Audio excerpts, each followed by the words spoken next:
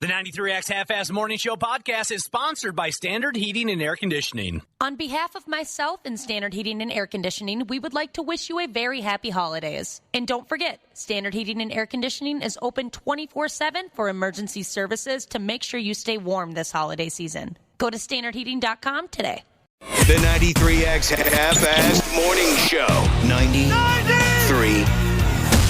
It's Christmas time. Yeah, Lois, I knew it was Christmas a week ago when the O in the Pornhub logo became a wreath. Same. Nice.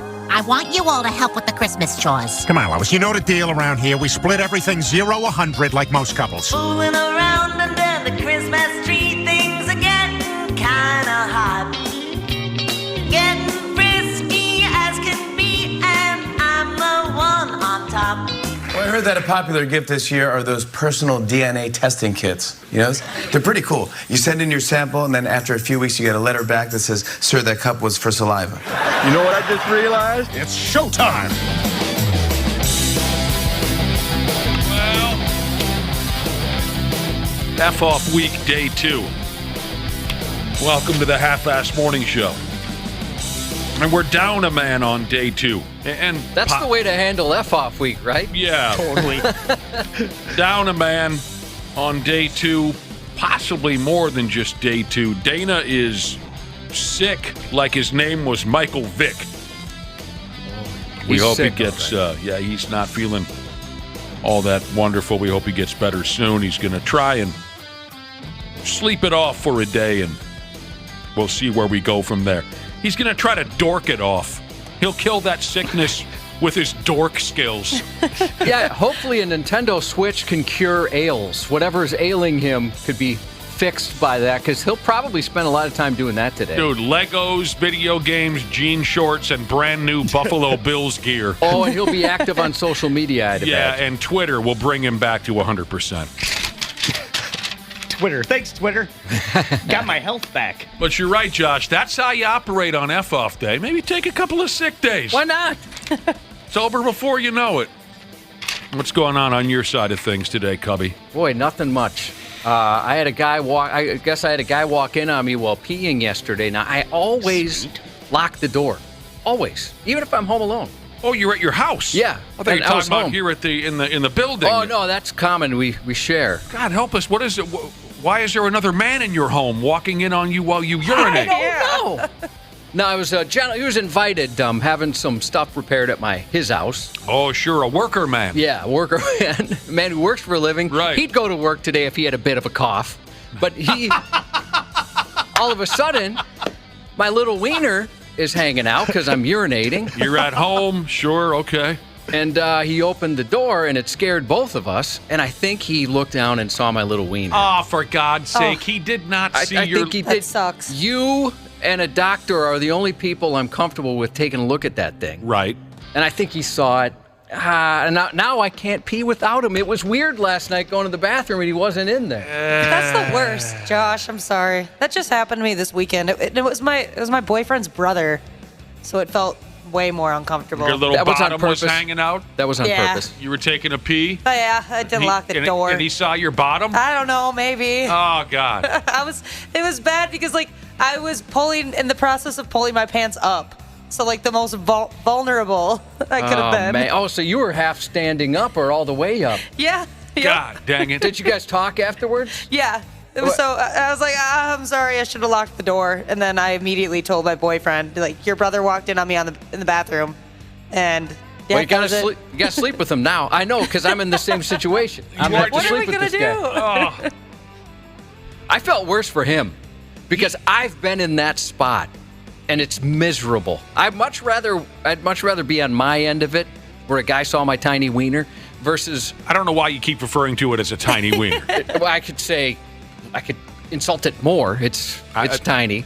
You've been on the other side of things. You have walked in on wiener. I've walked into the wrong bathroom a couple times. Oh. And I was so confused one time at the Mall of America. It was the perfect angle where there's a separator between the men's side and the women's side. I'm sure you've seen what I'm talking about. Absolutely. You go one ways for the males, one ways for the females, but it can be a little confusing. Yeah, so that little wall sticking out, and I'm coming at it at an angle, and I see MEN. Sure. I missed the WO. Gotcha. Whoa. And so I walked in, and there's a lady standing there with her daughter, who's probably friggin' 6 or 7. She thought they were dead. Well, I know, and Yeah. I was so confused, and I was so sure I was in the right place. I said, ma'am, I think you're in the wrong bed. And I'm looking around, and I see no urinals. That's the worst. That's what you have to do if you're not sure. And I thought, oh, my God, it's me, and now I'm going to have to register as a sex offender or something like that. And I thought, I really hope she understands this was a mistake. Oh, I think 9 times out of 10, folks can tell by the expression on your face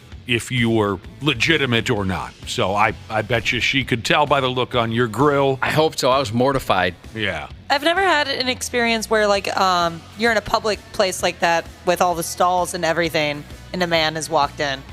That's never happened to me. I've only had it one time when I walked in the wrong bathroom. I What was probably happened? like 12, and I was at a movie theater and went to the bathroom, did what Josh said, looked around, didn't see any urinals, and then I heard footsteps walking into the bathroom. What was too. that? What word was that? What? Footsteps? Footsteps. Yeah, footsteps. Footsteps. Okay, Yeah, sure. footsteps. Gotcha. Yeah. Keep going. And then, yeah, so I heard the footsteps come Right. in, and then I ran into the stall because I was like, oh no, she's going to catch me. So then I ducked into the stall, and then it was like all the movies had to have been getting done at that time because it was just woman after woman after woman. And I was just sitting in there. I'm like, I'm never going to get out of here. That's so you scary. hid in the ladies' room stall until there were no more footsteps, and then you got the hell out of there. Yep. Okay. I remember the Am I first... the only one who hasn't had a traumatic public restroom incident aside from, just terrible stomach problems? I'm surprised no one has walked in on you while you're having stomach problems. Oh, they've tried. Oh, yeah, that guy that got mad. He was mad. Oh, yeah. yeah. Waffle knows the old Yeah. story. Oh, God, that guy was mad because I was in there for 40 minutes in the only can And you in the felt restaurant. terrible for the I guy. did. You've been in that spot. I was legitimately sick, so I had that felt terrible. And the other felt terrible was just I felt sympathy that this man could not get into the stall because there was no way I was getting out of there in under an hour. These are all very interesting stories. So Ashley had a face-to-face conversation with her boyfriend's brother about him getting a look at her naked bottom. Josh, did you have a conversation with the man who you think saw your, in your words, tiny wiener yesterday in your own home? No, no. You So didn't? I went to find him. He was doing something else. I didn't want to bug him while he's working, but I went to find him and ask if he just wanted a D-pic. He can just ask. I'll send you one. But later on, they were all kind of doing their things, and, I just acted. It was no big deal. Like I said, I felt bad for him because I've been in that spot. As a matter of fact, I remember first grade. It was the first time I was allowed to go to the bathroom in a public place by myself without having my dad bring me. You right? remember this? Oh, yeah. Very well, for a reason I'll tell you. It was at a Target, and I go into the bathroom, and I'm like, what the hell is going on? This door is not working to where the toilet is. And I had to get in the toilet, and so I crawled underneath, and there was a lady in there at the stall, right? It was a stall, and we locked eyes. What the hell are you doing in the ladies' room? Well, that's a great question. I went in the wrong one. So my parents, I wasn't ready to go to the bathroom by myself, apparently, in first grade. I walked into the ladies' room, and there was a lady, taking a dump or something. You didn't understand the concept of a locked stall Yeah, I door. just thought it was broken. Sure. And so I crawled underneath. My God.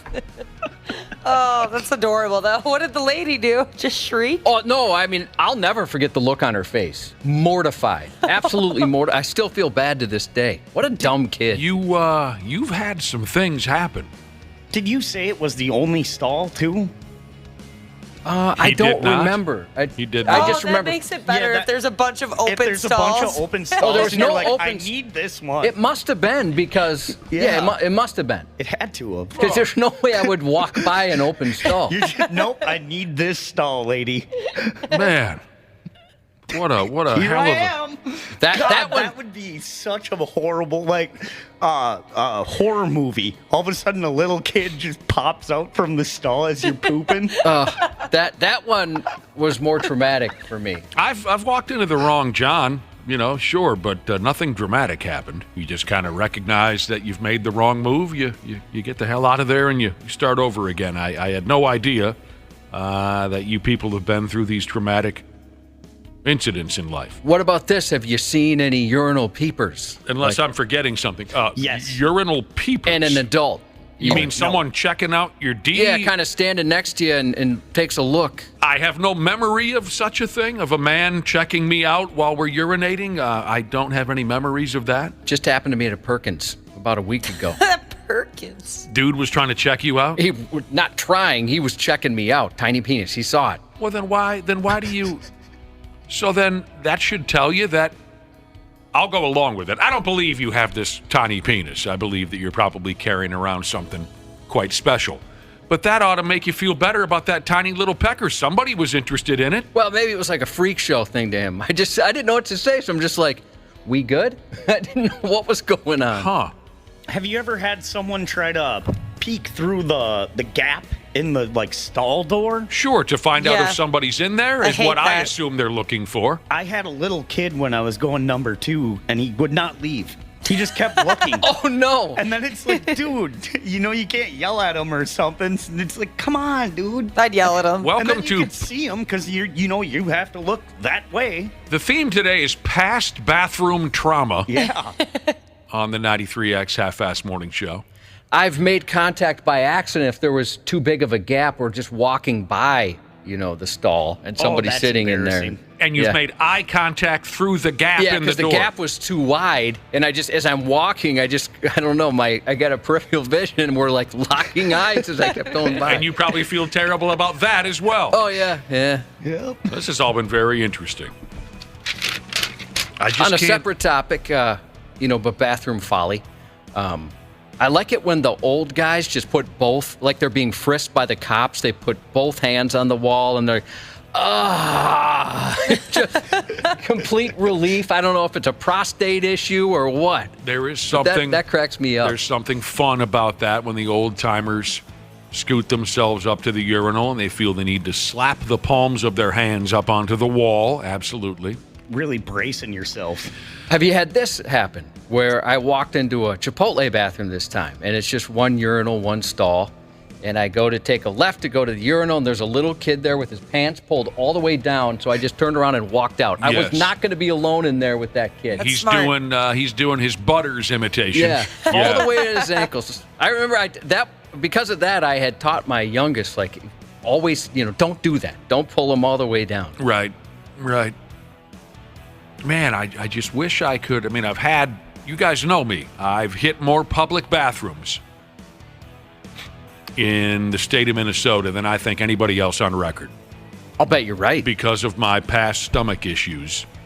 I know the ins and outs of public bathrooms in gas station, hotels, convenience stores, shopping malls, you name it. I've hit a public. I just really can't think of any real, memorable, traumatic type thing.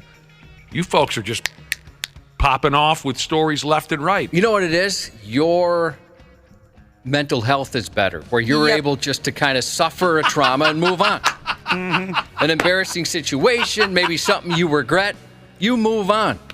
Probably so. I think that's the difference. I don't think that just making eye contact with someone through the crack in the door or walking into the wrong bathroom or possibly seeing someone else's package. I don't think you're probably right. That's not something that I would mentally hang on to. Well, you don't wake up in the middle of the night and think about a party in 2006 and go, I bet I sounded like a douchebag that night when this happened. No, I do not. I'll do that. We're overthinkers. But I certainly appreciate those kinds of stories. I do.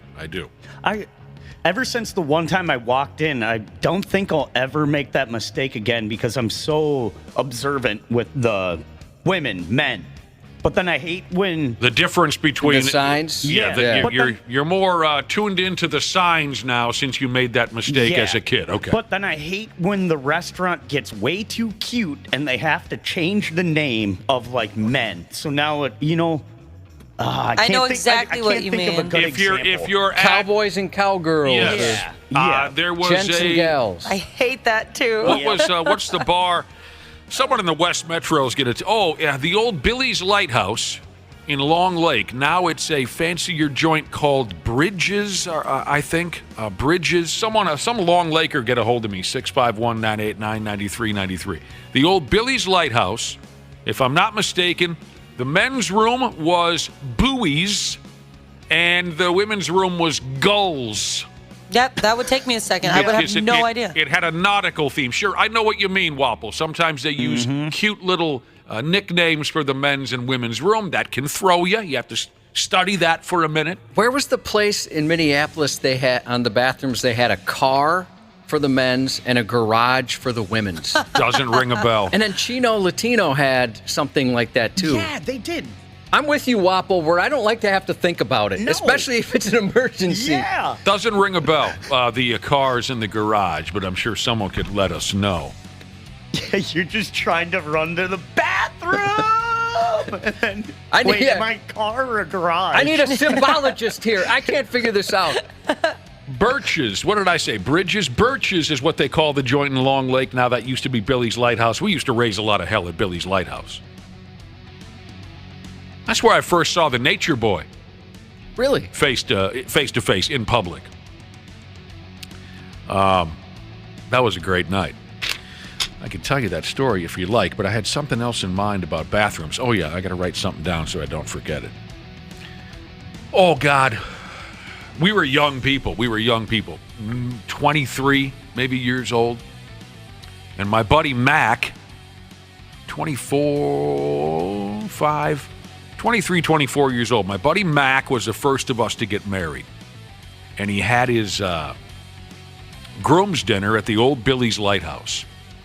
So we were still very young and buck wild. Heavy drinkers and the whole works and just young and dumb. And so we had this kind of fancy schmancy setup for my buddy Mac's groom's dinner. You know, whatever. 10, 12 sets of couples drinking and carrying on. And in walks Nature Boy Ric Flair and his family. This, so 94, something like that, 1994. Long time ago. And Nate takes his family into a private room. And so we were all big Nature Boy fans, wrestling fans, and my buddy Mac, the guy who's, this was his groom's dinner, the night was in his honor, he kept saying, while we were having dinner and drinking, he kept saying, I'm going to go over to that private room, I'm going to kick open that door, and I'm going to dump the biggest woo of all time right on the Flair family. And I said, don't do it, dude. He'll kill you. I was afraid. I was nervous. Wouldn't you guys have been nervous? Oh, yeah. I wouldn't. Yeah, I'd be too scared to talk to him, in general. And when Flair walked in, and he was still pretty young then, too. I mean, compared to today, he was still, pretty fit, bad sumbitch in 1994. So I kept saying, don't do it, man. He'll kill all of us. Well, sure as hell, Mac couldn't be talked out of it. And I went with him. I had to see this happen, even if I was going to get pummeled to death as well. So I ain't kidding you. Mac walks up to the private party room right there. We know the Flairs are on the other side. And I switched names. Mike, Mac, it's the same guy. Mac did exactly what he promised. He just blasted open the door of their private party room, and he just looked at the whole family and went, woo! And I thought, I braced myself, and the Flairs all went, that's awesome. Had a good time with it, That's great. And we lived to tell the tale. That's cool. All right, some folks are checking in on some creative bathroom signs. Oh, go ahead. And here's I wish I could give this person credit. I don't have a name. There's a place in Savage. On the women's, it says eggs, peaches. Can you figure that one out? I think so. Yeah. I think so. And on the men's, it says sausage, bananas. Is that emoji references? No, they're just words. Okay. Oh, or yeah, well, I guess references, sure. Sausage, bananas, peaches, and eggs. Yeah, I think I follow that, but I can't be 100% sure. I'm guessing eggs and peaches are boobs and vaginas. That's what I was thinking. Yeah. Okay. All right. But then sausage and banana is kind of the same thing, or unless one's your more standard penis and one's Pyroni's penis. I don't know. Now, emojis, I mean, peaches, that's a butt. Everyone's got a butt. Yeah, that's what I was thinking. I don't think it has anything to do with emojis. That was just me talking. I was born without a butt, Wapple. I don't have a That's butt, hurtful. too. Yeah. Well, I like the cute little gimmicks they play now and again. Is this true from Foundry Rat Jesus? Please get back to us and let us know if this is true. he claims he saw a restroom with Bruce Jenner on the men's room and Caitlyn Jenner on the women's. Now that's creative. You know, you never know. You never know. Folks like a good gimmick. Yeah, that is a very good well gimmick. could be true. Now, what about the unisex bathroom? Did we get to that yet? No. The unisex bathrooms became a thing a number of years ago, right? Oh, yeah, they're even bigger now. They're even more common now. I don't go out to many places. Over Kitty Cat Club over here. Kitty Cat Club. A lot of places do. If I just feel so left out that I don't have a real great bathroom story, and you guys are hitting on multiple here. Oh, yeah, and then 7th Street Truck Park, they got that too, where you kind of wait, and then it looks like porta potties. Yeah, I like that situation they got going there. The one in St. Paul. Yes, I've I like that place. I've never peed there. I've I think taken it goes a whiz a lot there. faster. Sure, gotcha. You gotta right. pee there sometime. You're right. They look like, as you would say, porter potties. They're completely enclosed too, which is the best. I love those. So, sorry, Nick, but No. we were down there. I think it was the Golden Gophers St. Thomas hockey game. Welcome to D1 hockey, St. Thomas. Right. You explained the rules of hockey to the St. Thomas fans, did you not? Okay, good. Yes, I did. And then did they teach you how to diversify your portfolio in exchange? But some of those bathrooms have a sink, and some don't. So my girlfriend was really sketched out by some people because she's like, yuck, they didn't wash their hand. And then later I went into that one, and I'm like, oh, it has a sink in there. So some girls are like, yuck, you're not washing your hands at all? That's what I see a lot. But some folks are washing them in an area where no one can see them do it. Yeah. Gotcha. Yeah, and then a lot of those unisex, they have the either round sink or something. You all wash your hands together. The last time I was at the truck park, by the way, was after 9 p.m., which is kind of crazy. Scandalous. Who have you become? I know. And trust me, I was like, why are we here this late? It's awful late. But I was with, I wanted to look cool in front of my older kids. Oh. And so, my wife and I were like, how about that? We're out past 9. And we looked around, and there was nobody anywhere near our age. We were so much older than everybody there. And I thought, they're looking at us like, I might as well have like some skinny jeans with like a sequined butt or something, like a guy my age trying to be cool. Don't worry about it. I was in someone's garage over the weekend drinking beer, Josh, and there was a grandmother there chugging Fireball. Are you serious? Yes. But anyway, the unisex bathroom. I do have one unisex bathroom story, and this was at the old Mirage. Mirage? No, that's not the right name. The one in Maplewood that we've had so many concerts there. Myth. The Myth. This was at the Myth a number of years ago. They have unisex bathrooms up in the suite area, the upstairs area. You guys have probably been in there. Okay.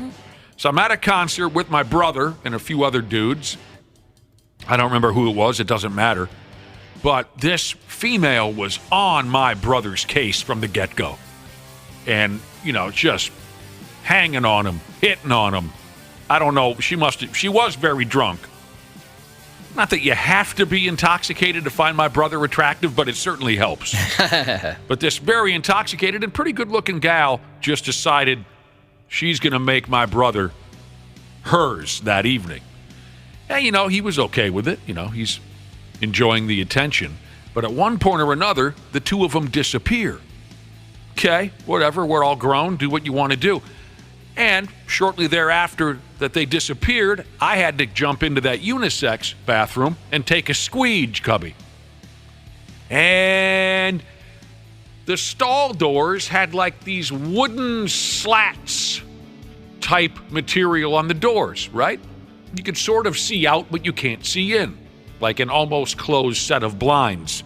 Well, because of some of the raucous behavior that goes on at the Myth, some of those slats were broken on one of the stall doors. So when I walked in to take a whiz, I accidentally saw through those broken slats, and I recognized my brother's jeans. I recognized his pants and his shoes. And then I saw that female squatting down like in a catcher's position. So my brother is obviously standing. Were they having a catch? My brother is obviously standing, and this gal is obviously squatting. Well, Which way was she facing? I couldn't see that much. See, Okay. all I could make out was that my brother was obviously standing and she was squatting. Facing him, I think it was obvious enough. So, of course, I come to the conclusion that she's dumping a BJ on him in the bathroom. Fair enough, also. Not my business. They're grown people, right? So, I did my business. I got the hell out of there. And then my brother walks into we're watching this concert. My brother walks up 5 minutes later, and I said, "What the hell's going on in the bathroom?" And he goes, "What do you mean?" Come on, dude. And I said, "Well, I could sort of see through the broken slats in the door that, you were standing and she was kind of in a catcher's position." He goes, "Oh, yeah, she's throwing up in the toilet. I was holding her hair back, for Christ's sake. The gal's throwing up all over the place." Oh. I said, "That's all it was?" He goes, "Oh, yeah, well, what did you think I was getting up?" I said, "Yeah." And he goes, "Hell no, she's throwing up all over the friggin' place." That sucks. That twist at the end was like an M. Night Shyamalan movie. Was it? Yeah. Should I be proud of myself for that? Yeah, that was good writing. I thought for sure it was, my brother's having... No, he's just hanging on to her while she splashes all over the floor of the bathroom. Got an update on the bar with the Bruce and Caitlyn Jenner on the doors to indicate, male or female bathroom. Apparently, there's a place in Chisago where that is. Side chick to main chick, she's has worked at a bar that has a rooster for the men and then a hen for the women. I've seen that. I think I've seen that too. Yeah. I forget where. It's a common one. Maybe, sure. Itty bitty teeny tiny eeny weeny Jesus. That's smaller than yours. I know. Finally. Outback used to have blokes and Sheilas on their back. Oh, yeah.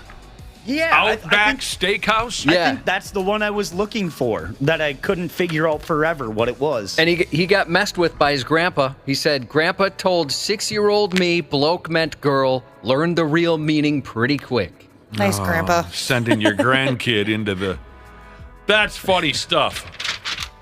Describe everything, grandson. Yes. Everything. What did you see? Well, there you go. Boy, a lot of yous are texting in on bathroom adventures. I may have to scroll through these and see what else pops up. You're a great crowd. We appreciate that.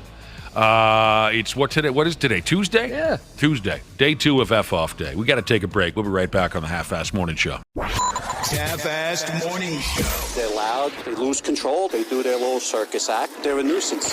93X. Grace here, customer service rep at Standard Heating. I'm proud to work for a company that understands and takes care of our fellow Minnesotans. Our weather here can be a little unpredictable and even extreme. That's why we've been here for 93 years and counting, to keep our community safe and comfortable. On behalf of myself and Standard Heating and Air Conditioning, we would like to wish you a very happy holidays. And don't forget, Standard Heating and Air Conditioning is open 24/7 for emergency services to make sure you stay warm this holiday season. Go to standardheating.com today. Susie Schuster and Amy Trask present offbeat conversations and expert sports commentary as they ask, what the football? Carson Wentz got signed by the Rams. I sat in those league owners meetings for almost 30 years, and the trade deadline was a hot topic. Push the trade deadline back so that teams that are in contention still have an opportunity to sign people. And there were other owners who said, no, we don't want players rented and we don't want fire sales. They had to make an addition, and they chose what they thought was best. I'm just not wowed by him. What the Football? The podcast is available Tuesdays, wherever you listen. Stupid news on the Half-Assed Morning Show. All right, stupid news coming up here in just a minute. First, back to a hell of a conversation we had earlier this morning about bathroom adventures, public bathroom adventures, even adventures in the bathroom in your own home. Yesterday, Josh was in his own home, and some man walked into his bathroom and saw his little pee-pee. Yeah, he did. Poor guy. I got to send him a condolence card. There's a worker man working in your home. He walks into your bathroom. You're taking a whiz. He sees your dong, and then he walks out of there. He did. And you feel awful about it. I've told the contractor, just tack on 10%. That's just not fair at all. So we were talking bathroom adventures. Well, one of the things we got to talking about is when you go to a public restaurant, I suppose is specifically what we were discussing. When you go to a restaurant, sometimes they get cute with the name over the door of the men's room and the women's room. You'll see stuff like bucks and does, roosters and hens, things like that. I don't know how I overlooked this because this is my hometown. Uper Jesus reminded me that the Municipal in Wayzata, my dam, right down the street from my home, my hometown. I had forgotten that above the men's bathroom at the Municipal, it says outboards. And above the women's room door, it says inboards. It's cute. I met Uper Jesus. Looks like a badass. I wouldn't mess with him. Does he look like a badass? Yeah. Is that a hunting show? He has his own hunting show. No, it was at a hunting show, but I could see him having his own hunting show. All right. And then a quick bathroom adventure from a listener. Plenty of these were sent in. This one grabbed me. This listener says, when I was around 8 years old, I went to the bathroom at the Pizza Hut in Cloquet, and a worker came in and did their business and then shut the light off, and I freaked out because I thought that meant I was locked in. And I started screaming. Screaming? It was totally embarrassing. I was not locked in, LOL. Oh. Well, you're a little kid. You might have that thought. The lights go out. Yeah, That's the true. end. That's the end of business for the day, and I'm stuck here. I've been in the bathroom here where someone's done that out of comedy. In that bathroom, that back bathroom, that gets dark. Oh, yeah. Yes, it does. You better have one of those cellular telephone flashlights or you're not going to make it out of there. Mm-hmm. Gets awful dark in there. That reminds me when I was a real little kid, when my grandfather would take my brother and I fishing, little 16-foot Alumnicraft boat, little 10-horse Johnson on the back. When my grandpa would take my brother and I fishing, and we were gullible as hell. Hell, we were 4 or 5 years old. He led me specifically to believe that if the outboard stops running, then the boat sinks. Oh. Okay, so as long as the motor's running, we're fine. But if it quits, we begin to sink. Oh, I bought that. Of course you did. And of course, he killed that sumbitch once we got about 100 yards out. Oh Jesus! And I was beside myself. We're going down, boys. Oh God, we're going down. Mayday, Yeah. mayday. That's a whole nother subject we could cover. Lying to children. It's one of my favorite activities. I love to mislead children and then watch gullible. The terror, the disbelief. That's a great bit. All right, stupid news. And I think this is a pretty damn strong starting point for any stupid news segment. I love how this one played out. I do. We're so overwhelmed with garbage, human beings, scumbag criminals these days that they're starting to overlap each other. This past Saturday, in a place called Commerce City, Colorado, 3 armed puke bags were robbing a check cashing business in town. And while they were busy trying to pull off that heist, some other totally unrelated crook in town stole their getaway vehicle while it was setting out front. That is awesome. That's a beautiful thing. Like you said, there's just so many now. They're overlapping. No more honor among thieves. No. They broke that. That's like breaking break code. That is break like code. Bro code. You're correct, Josh. There used to be honor among thieves. There used to be a lot more honor in general. Yeah, you're right. So 3 armed men inside a check cashing business. They're trying to pull off that heist. They come out to the getaway vehicle. She gone. Some other crook stole the son of a bitch. Cops arrested 2 of the 3 armed robbers in the check cashing joint. One of them got away. They're all believed to be under 18 years old, so they've more or less thrown their future into the toilet. I think cops should be able to do that trick if they know somebody's in there robbing it. One of the cops sneaks away and just steals their car, so they come out and they have that feeling. And then they tackle the crap out of them, like in Dateline to Catch a Predator. That sounds like fun. I like that idea. Did you love that part of Dateline? Am I free to go? Yeah. Totally. Yeah, you can just walk out. There's the door. You can walk out right there. And then they open it and 4 giant cops tackle the guy. Oh, that was so awesome. As sick and disturbing as the subject matter was to that program, To Catch a Predator? I fell in love with that program. You're the one who told me about it. You said you got to see this effing program. You're right. It's disgusting what these guys are accused of. Disturbing to see them walking in with a 6-pack of Mike's Hard Lemonade or something, thinking they're having a date with an 11-year-old. Just, it makes your stomach turn over. And the lies they'd tell, trying to get out of it, to explain the situation. But there were two great payoffs in watching those episodes. One was the look on their face when, what was his name? Chuck Hansen would come around the corner. Oh my gosh, yeah, something Hansen. I gotta look Stan the Lariat He was great. Hansen. Chris What the Hansen? hell? Chris Hansen. There we go. When Chris Hansen would come around the corner and that pervert would lock eyes with an adult, that was one massive payoff, and the other was what you described. When they'd be walking out of the place and those cops would just angle slam them down on a sidewalk. And yes, that is two wrestling references in this one conversation about To Catch a Predator. Those were.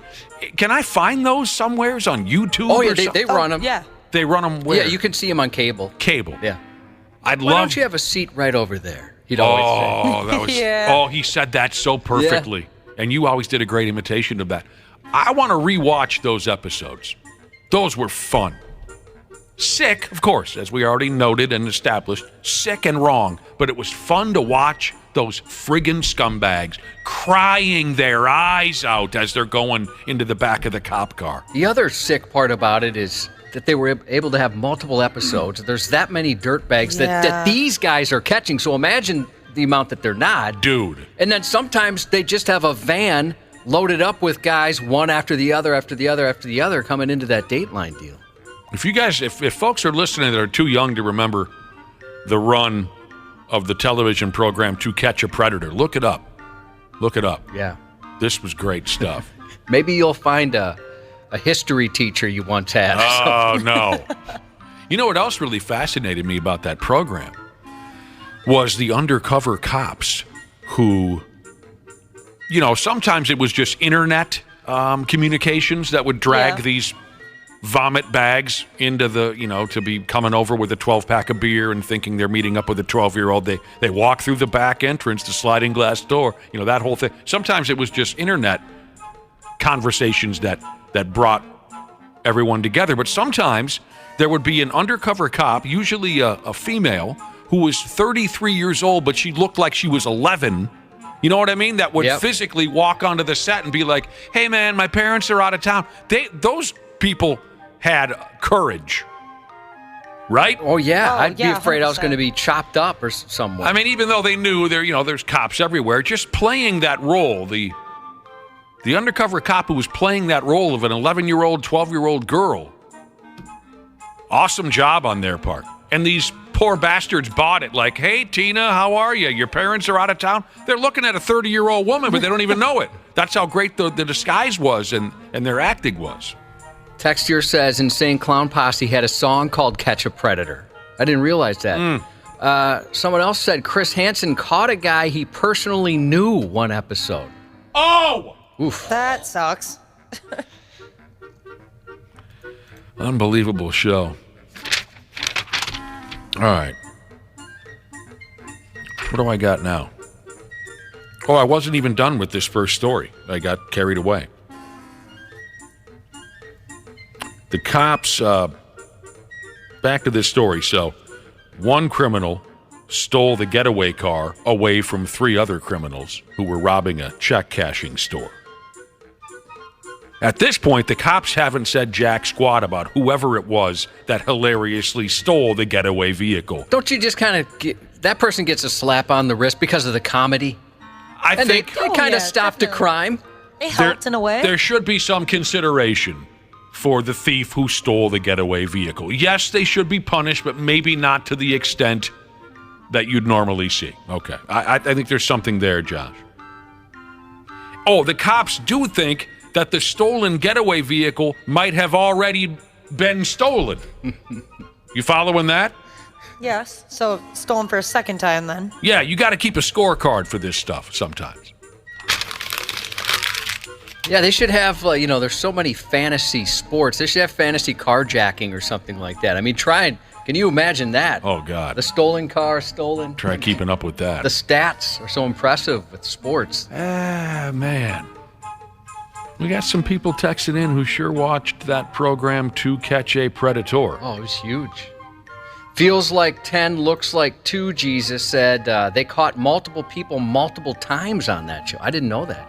Repeat offenders? Ugh. Gross. Just lock them up forever. Discipline volcano. Or my punishment piranha idea. Nobody so far has jumped on these. I'm sorry that I haven't had the same enthusiasm for your punishment piranha. It's just I've been sitting here for decades waiting for that discipline volcano to be completed, and you can't seem to get her done. No, it's tough. I don't have a passport.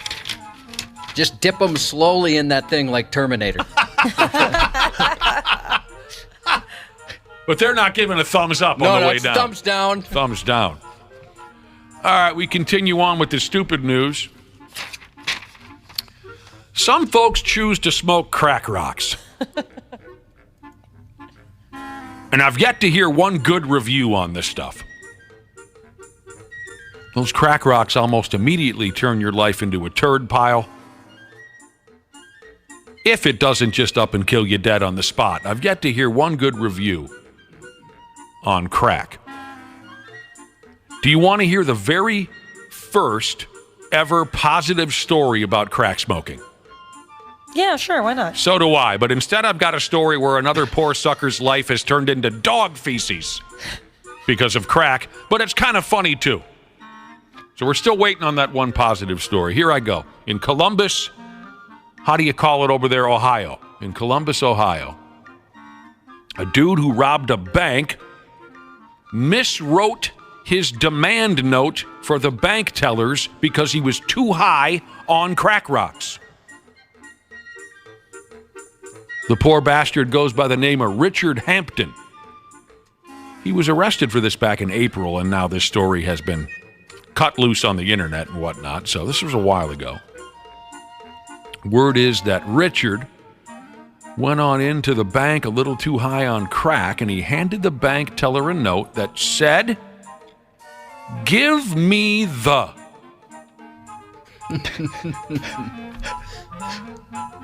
He never finished the note. Money, I believe, is where he's trying to go with that. Give me the money. But his brain was so cooked, he couldn't get it done. It was close.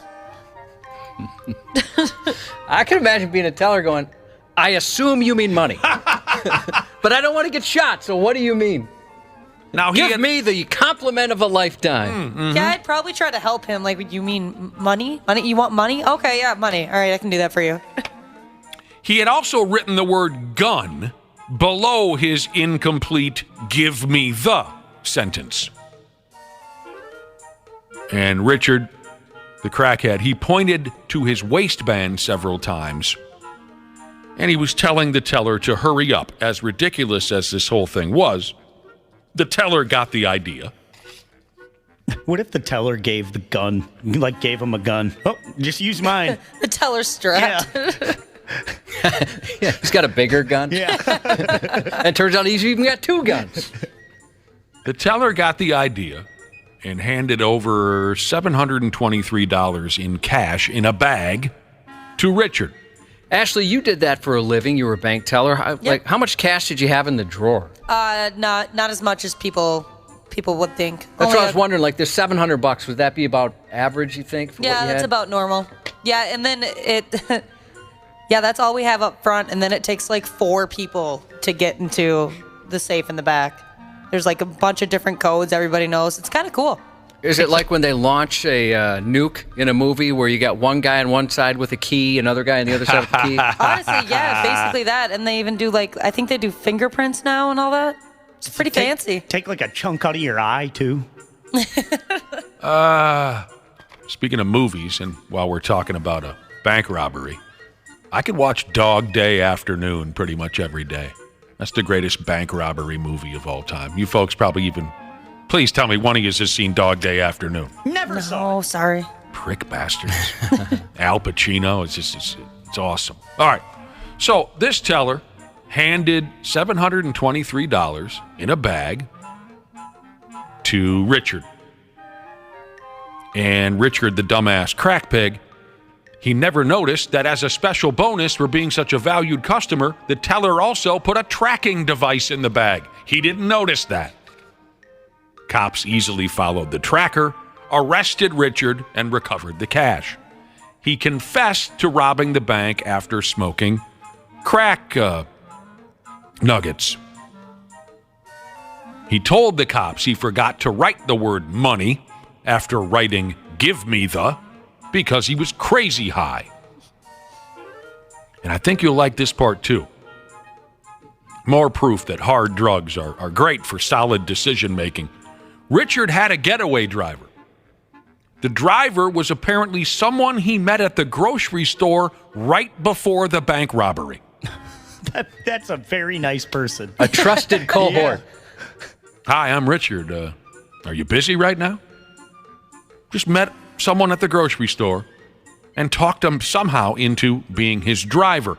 He promised to pay the driver $50 to drive him around. He must not have made it clear to the driver what he was going to be doing inside that bank.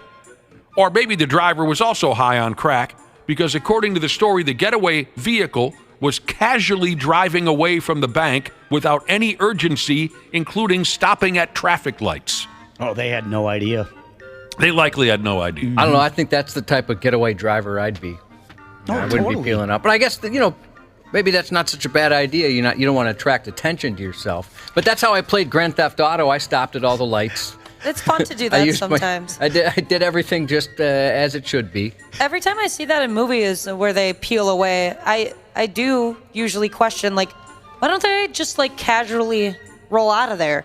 It's much more, obvious that you're up to something if you're going 80 and a 30. Well, and then every movie, they also speed past the cops that are coming to stop the robbery. And it's like, dude, just stop that car that was driving really fast away. Well, you guys are pretty judgy about how people carry out their bank robberies, I'll tell you that. It's irritating if they do it wrong. Richard, the bank robber, also didn't wear a mask or anything at all to try and conceal his identity in any way. He just thought of the idea. It's all over for Richard. Crack rocks win again, Cubby. In a world where all of us were wearing masks for a couple of years, this guy chose not to put one on. He just did not think out a single thing before this bank robbery. Not a damn thing. By the way, you've been corrected via text, Nick. This person says correction. Point Break is the best bank robbery movie ever. Don't say stupid things to me. Not on F-off week. What about Heat? Oh, did I love Heat? That was a great movie. Heat's a great movie. What about any of the Ocean's movies? Only saw one of them. Well, those are casinos they're being robbed. But you're right. Those are wonderful, wonderful movies. Only saw one of them. Yeah, Heat's great. But my favorite's always going to be Dog Day Afternoon. You will sweat while watching the movie, even if you're sitting in an air-conditioned living room. You'll sweat while watching the movie. That's all they do in the movie is sweat. That scene, though, in Heat between De Niro and Pacino where they're sitting across from each other, there's respect, but they also tell each other, I'm going to get you, that type of thing. That's great stuff. Go ahead, try and get me. I'm going to get you back. And Ashley Judd, by the way. Hubba, hubba. And Natalie Portman, wasn't she in that movie, too? Natalie's Portman? Yeah. Yes. Hubba, hubba, hubba, hubba. Yeah, I'd forgotten all about that. I loved The Italian Job. Well, that was Never saw it. Oh, it was good. That was good. Jason Statham. He's the man. Marky Wahlberg. No. Marky Wahlberg. I'm going to pass on that. I'm going to pass. Those guys are dorks. Wasn't he in What? there? Jason Statham? He's probably my favorite action guy. He just doesn't get enough credit for whatever reason. Yeah, it was all crank. Just talk to me. Oh, God. Get back to me after you see Dog Day Afternoon, you friggin' amateurs. I think that came out the year I was born. What's that? Dog Day Afternoon. Yeah, well, you can find it on VHS or something. Of course, you don't necessarily need hard street drugs to do amazingly stupid things. Folks don't need hard street drugs to be stupid. Hell no, they don't. Especially in useless-ass Florida. A video is going round and by God round.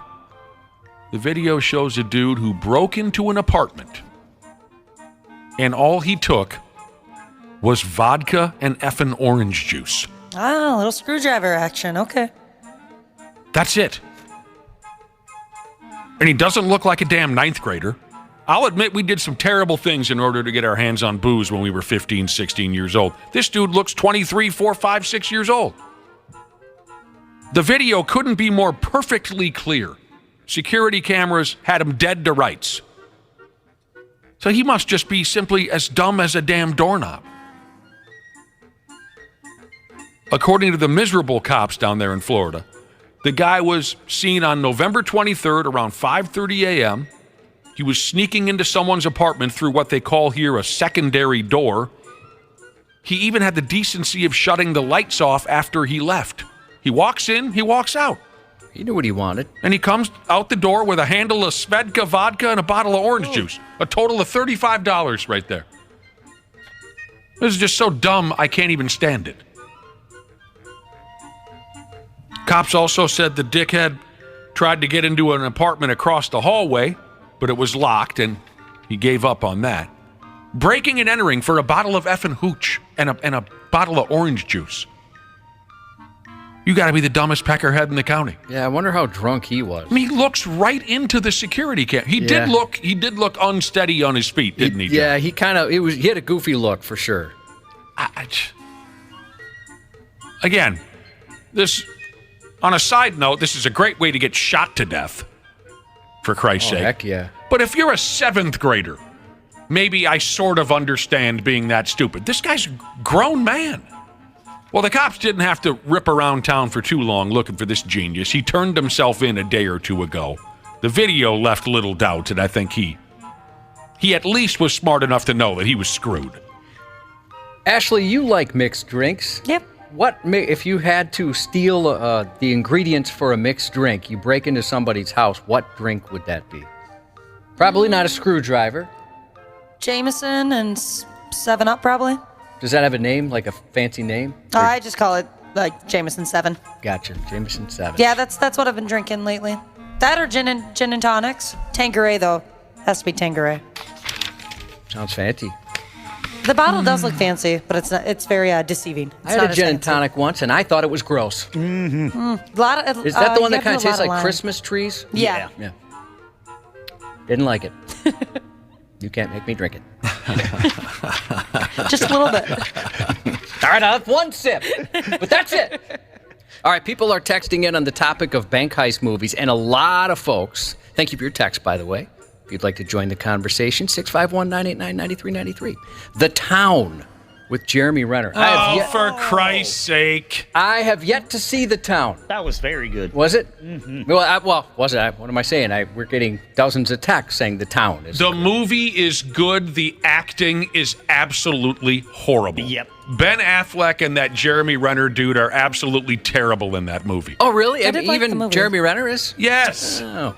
All has that John Hamm. Johnny Hamm? Yeah. I don't know who that He's is. Hot. Mad Men. He's what? Hot. Is he hot? Yeah, he is. Oh, yeah, I've heard he's got a big willy, too. Does he? A big willy. I could Sorry, see that. I watched some old Whitesnake videos yesterday. There's some live shows, and their singer, David Coverdale, calls it a willy. John Hamm in The Town, he plays like the FBI boss that busts him. Okay, he's good. Mm-hmm. But what drove me nuts is the forced Boston accent, the whole movie. I just wanted to throw myself into a toilet over Affleck wasn't good at that? No! Is he not a Boston guy? Right. It just was too over the top. They overdid it. Everything was in the car park and all that stuff. I just wanted to bash my brains in. Yeah, you almost need Mark Wahlberg in there for that. He always does those Boston accent movies. I get tired of it. The gunfight scene there at Fenway Park. No, don't get me wrong. It's an entertaining as hell movie, but the actors ruin it. Folks also said Inside Man is good. I saw that. It's a long time. I don't remember much about that one. And I want to be clear about something. Eastbound at Sundown, Jesus said Natalie Portman was 14 in Heat. I meant like Natalie Portman now, hubba hubba. I didn't mean a 14-year-old. But I could see how you'd think that. I'm sorry if I misled you. Steelers fan Jesus wants us to stick up for Dana because Dana's sick today. He says, just on Dana's behalf, the stupid Fast and Furious movie where they pull the stupid safe down the stupid road with their stupid car. I do like that part, actually.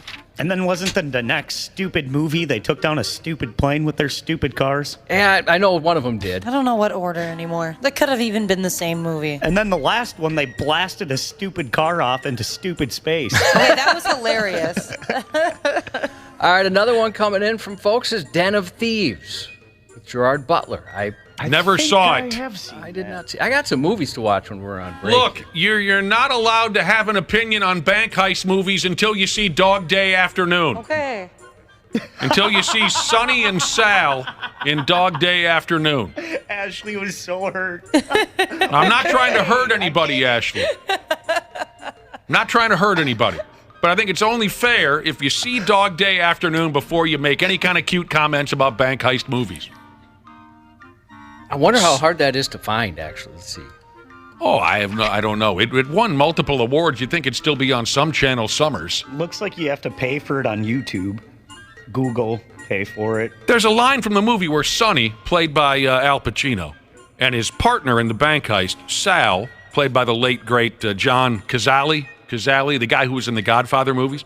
There's a line from the movie where Sonny says to Sal, because they're stealing all this money from this bank and they're going to fly off and live a happy life in another country. Sonny says to Sal, is there any special country you want to go to? And Sal says, yeah, Wyoming.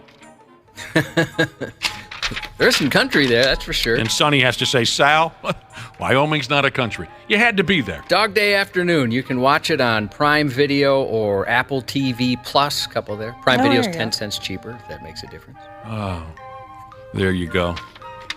We got time for a final, Cubby? Why not? It's F-off week. It is F-off week. God help us all. I wish I knew how to do a Boston accent, and I'd just beat you to death with it for the rest of today's program, and then you'll know what it's like to watch The Town. If you haven't seen The Town, I'll just beat you to death with a Boston accent. These are always interesting types of stories here, by God. A guy in his 30s. Oh, for Christ's sake. Well, I stepped in it here, Josh. A guy in his 30s from Boston.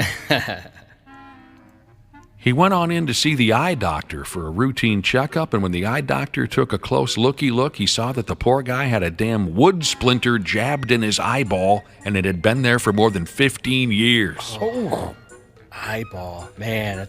Oh. Just a shivers. Teeny, anything with the eyes. It was just a teeny tiny little splinter, don't you know? But still, it was in there.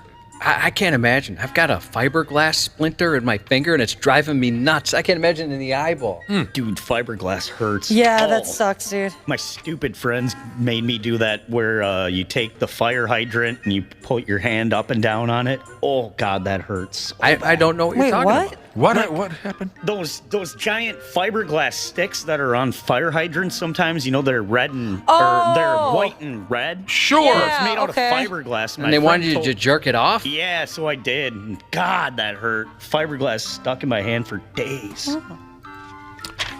The dude who was having his eyes checked out, he was doing that because he's diabetic. People with diabetes can pick up different eye problems along the way. The doctor didn't initially notice anything was wrong, but he eventually noticed a little splinter stuck in this guy's cornea, which is the outermost layer of our stupid eyeballs. If you didn't know that already, the dude told his doctor that he had a, quote, penetrating injury while gardening 15 years ago.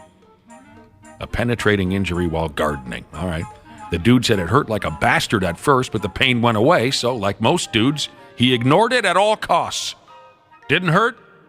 Why deal with it? The doctors didn't remove the splinter. The doctor told the guy, go about your normal life and come back if you have any pain or vision problems. It's hasn't bothered him for the last 15 years. Why F with it? Yeah, I can understand that, I guess. The story closes out by saying that this effing dude got lucky, and if you ever think you're hauling around a foreign object up inside one of your stupid eyeballs or you're behind, you should say something right away. Anybody have anything going on in their eyes or their bottoms? Eyes, no. No, I think I'm good. All right. Either one, you should say something right away to your doctor. Bend 'em Yeah, and I wouldn't send mess 'em. with that. Bend 'em and send 'em, Jesus said that Boston is awful close to Canada, Nick, so you shouldn't have trouble with the accent. That's true. I mean, you've nailed the dialect of Canadians. Absolutely. Oi there. You see that? See that goal last night by the Canadians in the game against the Senators? It's uncanny. I know how Canadians operate. Sports on the 93X Half-Assed Morning Show. Watch this little action on the sideline a moment ago. A.J. Brown shoves Michael Jackson, and then Brown gets a little shoulder from that staff member of the Seahawks on the sideline, and A.J. came back into that guy's face. Well, the league's already suspended one security guy. We may not be seeing that staff member the rest of the year either. And A.J. came in that guy's face. Take it easy. That's immature. I don't know why Joe Buck's got to come off like that. How am I supposed to explain that to my kids? What's going on? Michael Jackson was on the field last night for the Seattle Seahawks. I liked a couple of Mike's songs back in the day. Oh, yeah. Yeah, he could do it. I wasn't crazy about a lot of them, but I liked a couple of Mike's songs. You want to hear the list of the correct answer to Mike Jackson's best songs, the correct answers? The correct answers? Yes. It's not just my opinion. I don't give opinions. I give correct answers on bank heist movies, on everything. She's Out of My Life. It's a good one. Mm-hmm. By God, Dirty Diana. Oh, nice. And how do you say it? Human Nature. That's it? Mike Jackson's best three songs right there. You got anything to add to that? Well, I like the classics. I mean, I love Thriller. I think partly because of the video. I remember that scared the heck out of me as a kid. Look at that. He's a werewolf. And that girlfriend of his. Thriller. Nice. Okay. Yeah, Thriller. Well, Bad. That Sure. one's good. Sure. I like Black or White. Do you like that one? No. I don't like that one at all. Not at all. Billie Jean? Billie Jean. Boring. What? Boring. I was bored with Did you Billie say Jean. Man in the Mirror? Oh, God, that song takes forever. I hate that song. Oh, I like that song. It's terrible. And there's some other ones. Well, What about Smooth Criminal? No, I never liked that one. It aggravates me. I love Smooth Criminal. It's just too much. There's too much bum in that one. I like to. It's like it's the perfect amount of bum. It's like having a seizure. The whole friggin' thing. I've had a seizure. It's nothing like Yes, having. it is. You don't know anything about I it. have epilepsy. It's nothing like having a seizure. I can't Stop, do you're gonna it. Give me a seizure. I know. Usually Nick loves bums. Oh, he does. Don't Especially get- Miss Bum. Trying to be serious over here. Wapple. But I do love the Miss Bum competition. And then, don't stop till you get enough. Oh, that's a good one. Don't stop till you get enough. Yeah. Is Billie Jean the one where he was walking on the lighted squares? Yes. That like video? I was bored with Billie Jean. It was mundane. Shallow and pedantic. Well, Grippy Socks Jesus said the thing about Smooth Criminal is that it insists upon itself. It really does. Hate when a song does that. Movies do that. Songs do that. They insist upon themselves. Some of you don't recognize that kind of thing. Brighter mind like myself, I do. I watched a little bit of the ass end of last night's Monday Night Football game. There was a couple dudes on the Seahawks made a couple of badass catches. Yeah, in that was fun. Yeah. Jesus, they made some catches. Sure did. We got Randy Shaver coming on in a half hour. We'll talk about it. Nice win for my Timberwolves last night. That was tough. They were tough last night. They are proving that this is a different club than what we're used to seeing. That was a great win in Miami last night.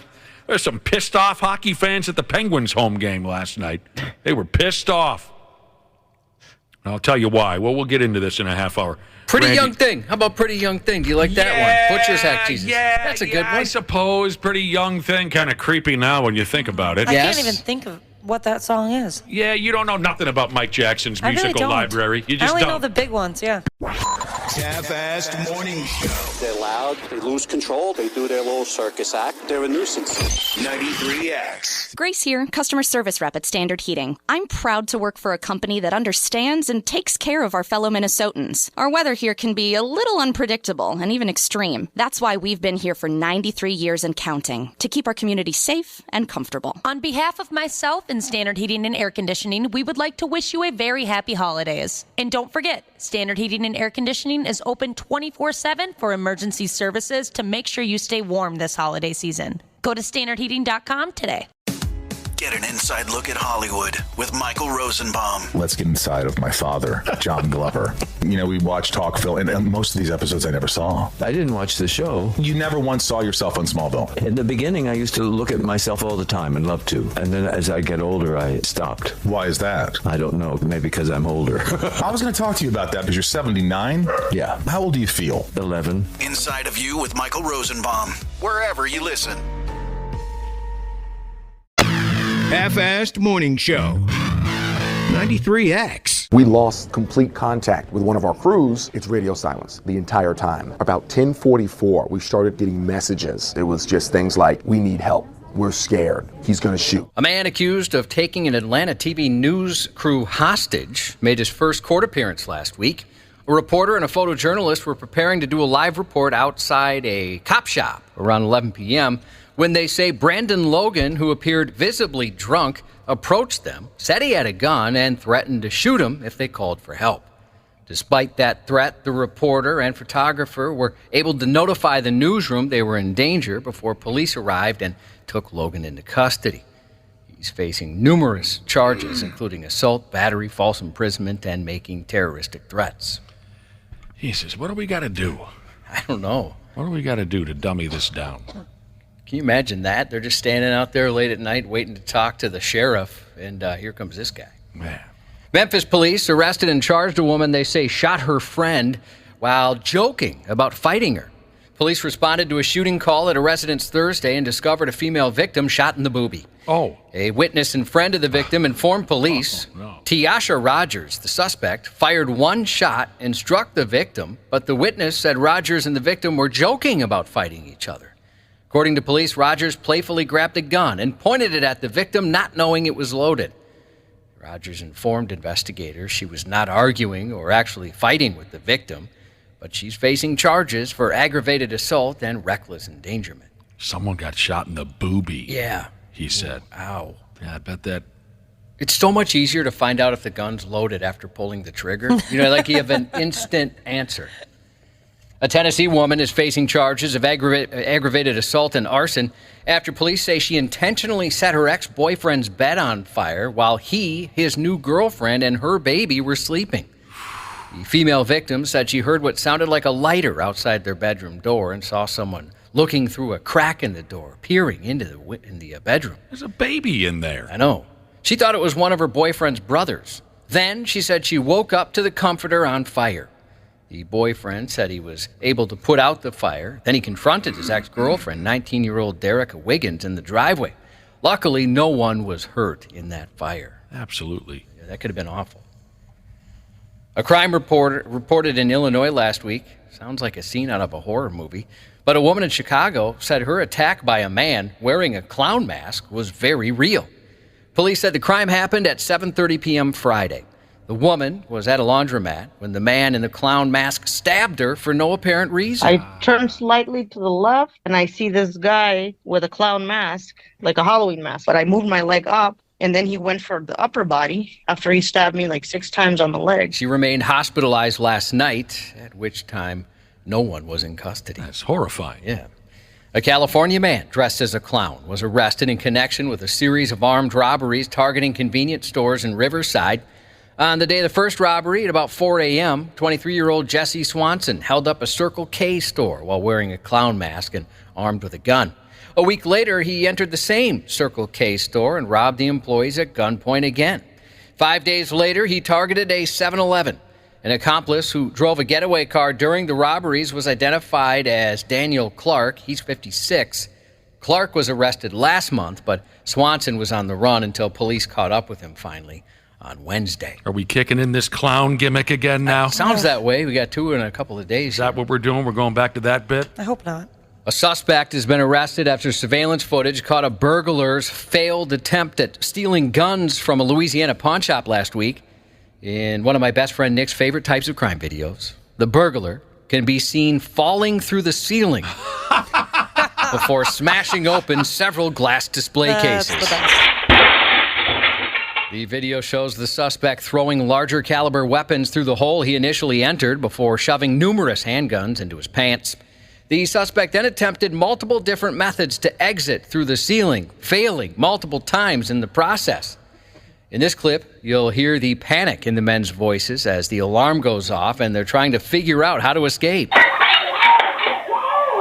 terrible. Pull. That sounds like fun. Trying to pull, bruh.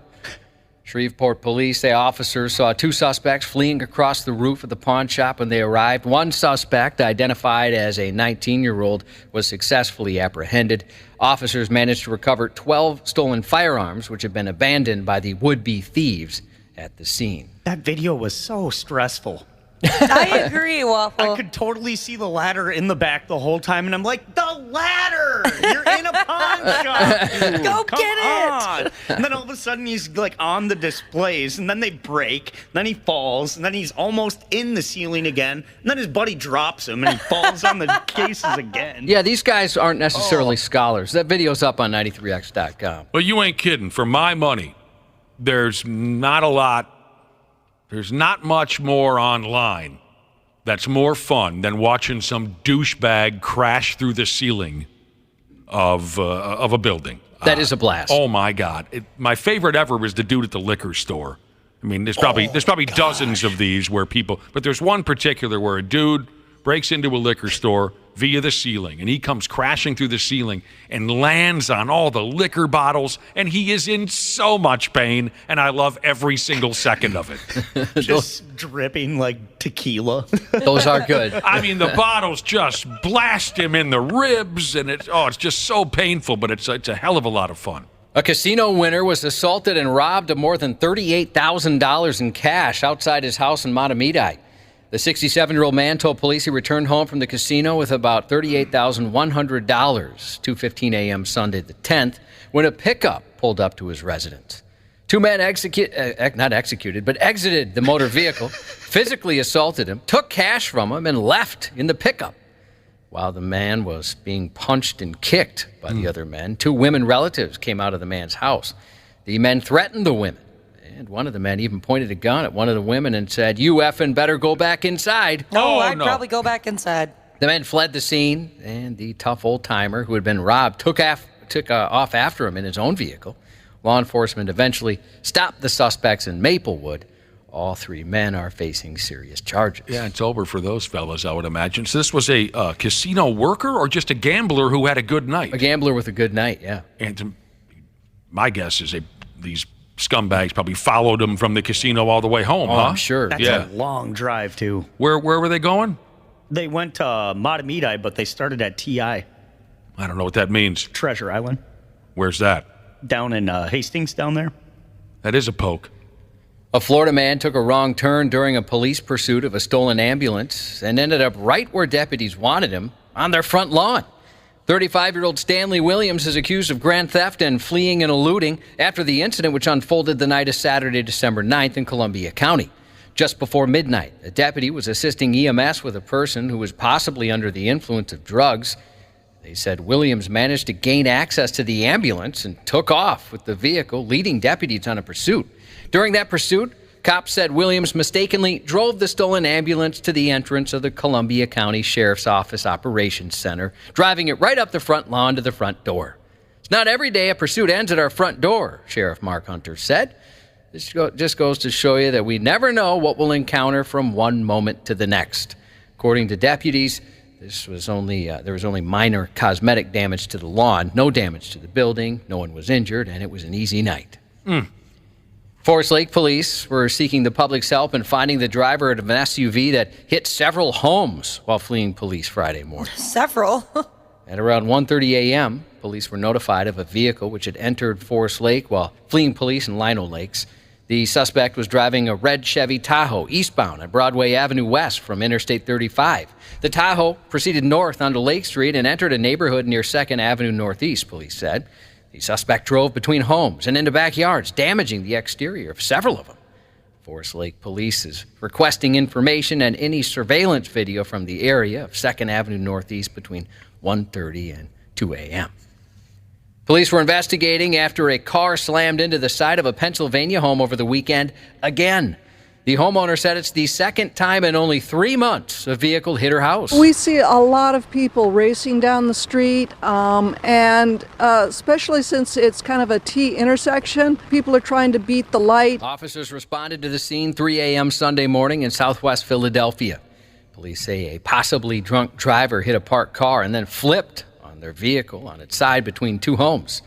Denise Hooks Anderson, the owner of the house, said she was asleep when the collision happened. I heard something. I wasn't quite sure what it was. But then I heard my daughter say, "Oh, no, not again." The sound of the car barreling into the house woke her up. She said she rushed downstairs to find bricks, glass, wood pieces scattered across the living room. It was only 3 months ago, September 9th, another car landed on top of an SUV parked at her home. It's been very trying. And to be new to Philadelphia and to have this happen within just a year and a half of being here, it's not a very pleasant welcome. I'm sorry to hear that, but that's also kind of funny when your daughter says, "Oh, no, not again," about a car crashing into your home. She said she and her neighbors have been pushing for speed bumps, asking anyone who will listen for help. Ashley, do you mind? I think we posted that the falling through the ceiling video maybe last week. Just haven't had time to get to the story. Yeah, I'll move it to the top. Bumping that up? Yeah, a few people said they can't find it. A Florida man was arrested last week after shooting at CVS employees who had the nerve to ask him to pay for a $15 bottle of wine. According to the Orange County Sheriff's Office, 30-year-old Dylan Mosley was arrested Monday after he reportedly shot at the two employees who confronted him last week in the store's parking lot for grabbing the bottle of wine and leaving without paying. He allegedly turned around when the employee asked him if he planned to pay for the wine and then fired rounds in their direction. 2 gunshots were heard. According to the affidavit, deputies found Mosley with a Dark Horse red wine bottle worth $15 and a 9mm handgun close to the scene. Man, I don't know. You guys tell me, because I'm just a beer guy. I'm just a beer drinker. Are you in real trouble when you start buying your hooch from the drugstore? Yeah, I don't know. I mean, I guess if it's normal in whatever state you live in.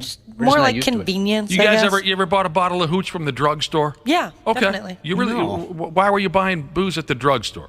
Just convenience. I was already there, so might as well. Do they sell real? What did you buy there? Beer. You bought beer at a drugstore? Yeah. Like, do they sell the real stuff? No, not. It was less percent. What was it? Like 3%? Yeah. What the hell are you doing buying fake? I guess I don't know. I was already there, so might as well just do it up. But what made you want to get low alcohol beer? No, I guess I don't know. You were just laziness. There? This is like the worst trip I've ever heard to a drugstore. You did everything wrong. I probably got some candy too. Does that make it better? Ooh, Swedish Fish. Oh, yum.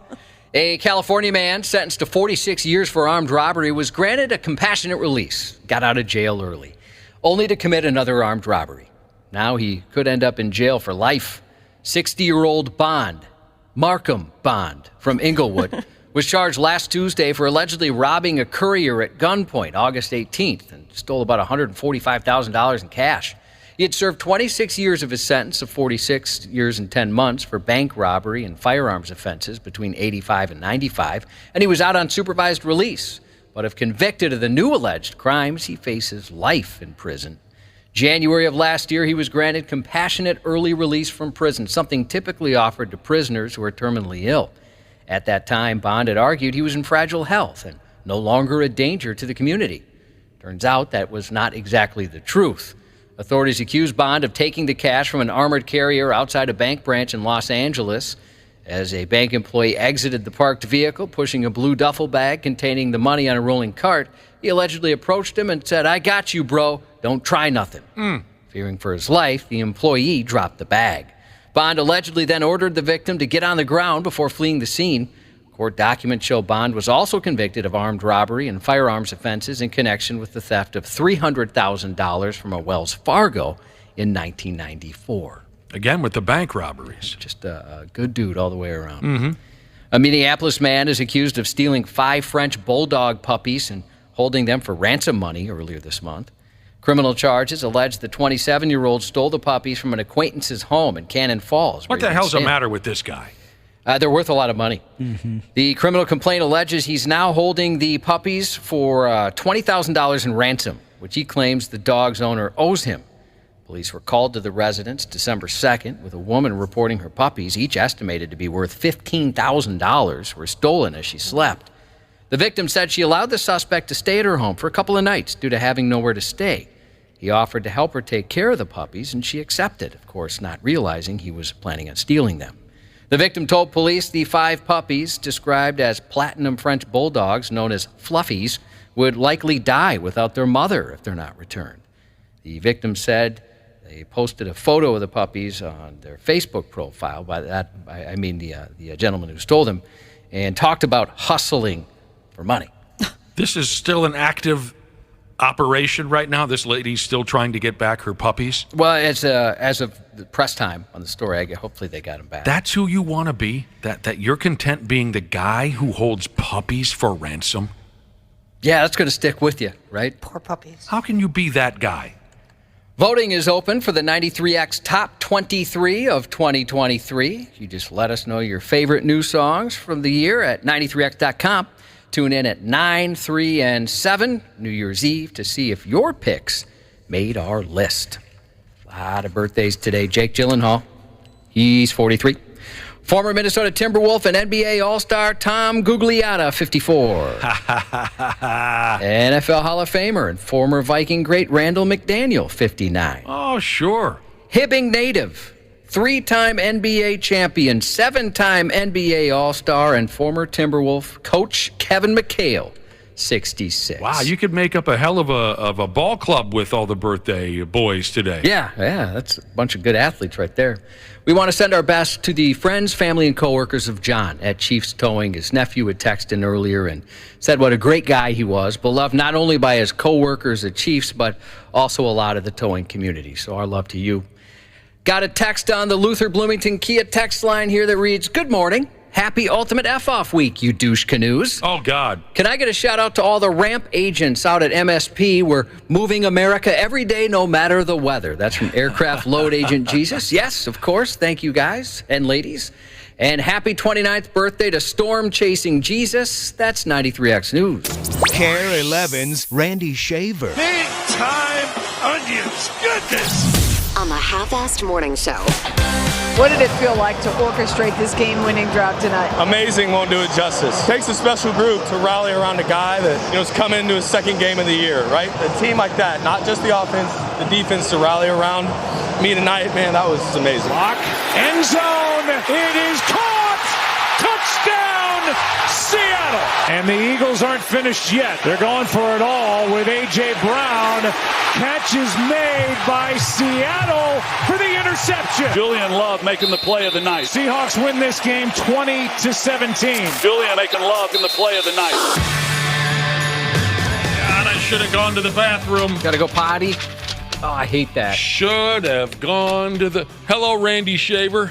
Good morning. What's going on, bruh?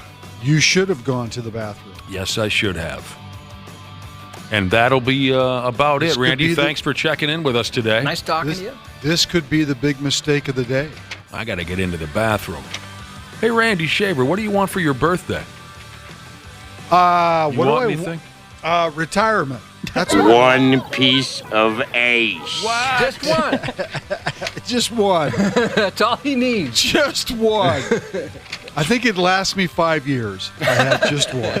Just a little taste is all he wants. Not asking for too much, just a little taste. He's a grandpa now. He doesn't need more than one. I don't need more than one. Your birthday's coming up on Saturday, isn't it, Randy Shaver?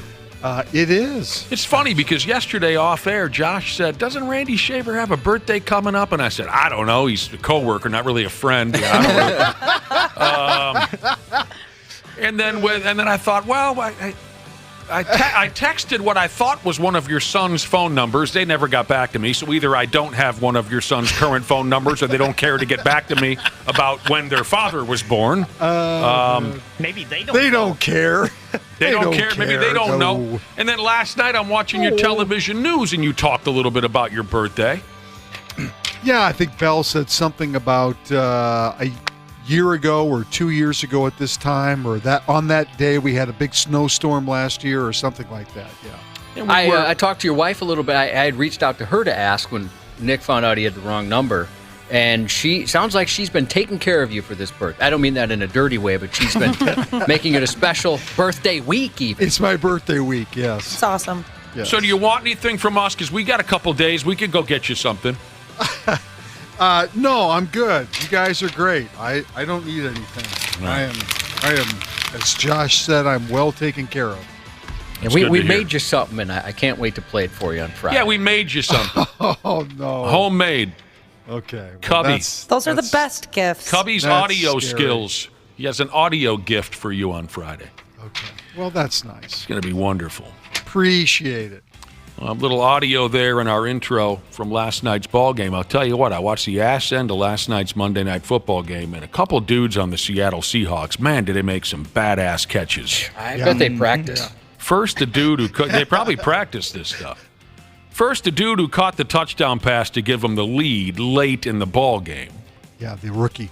And then the other dude who pulled down an interception to seal the deal. Those were all-timer type grabs. I thought Pete Carroll was going to wet his pants on the sidelines. That's a huge win for Seattle. I mean, it really keeps them, in the chase when a loss probably would have eliminated them, considering the teams ahead of them. So, and Philadelphia, what's going on? They're reeling right now. They've lost a few in a row. Yeah.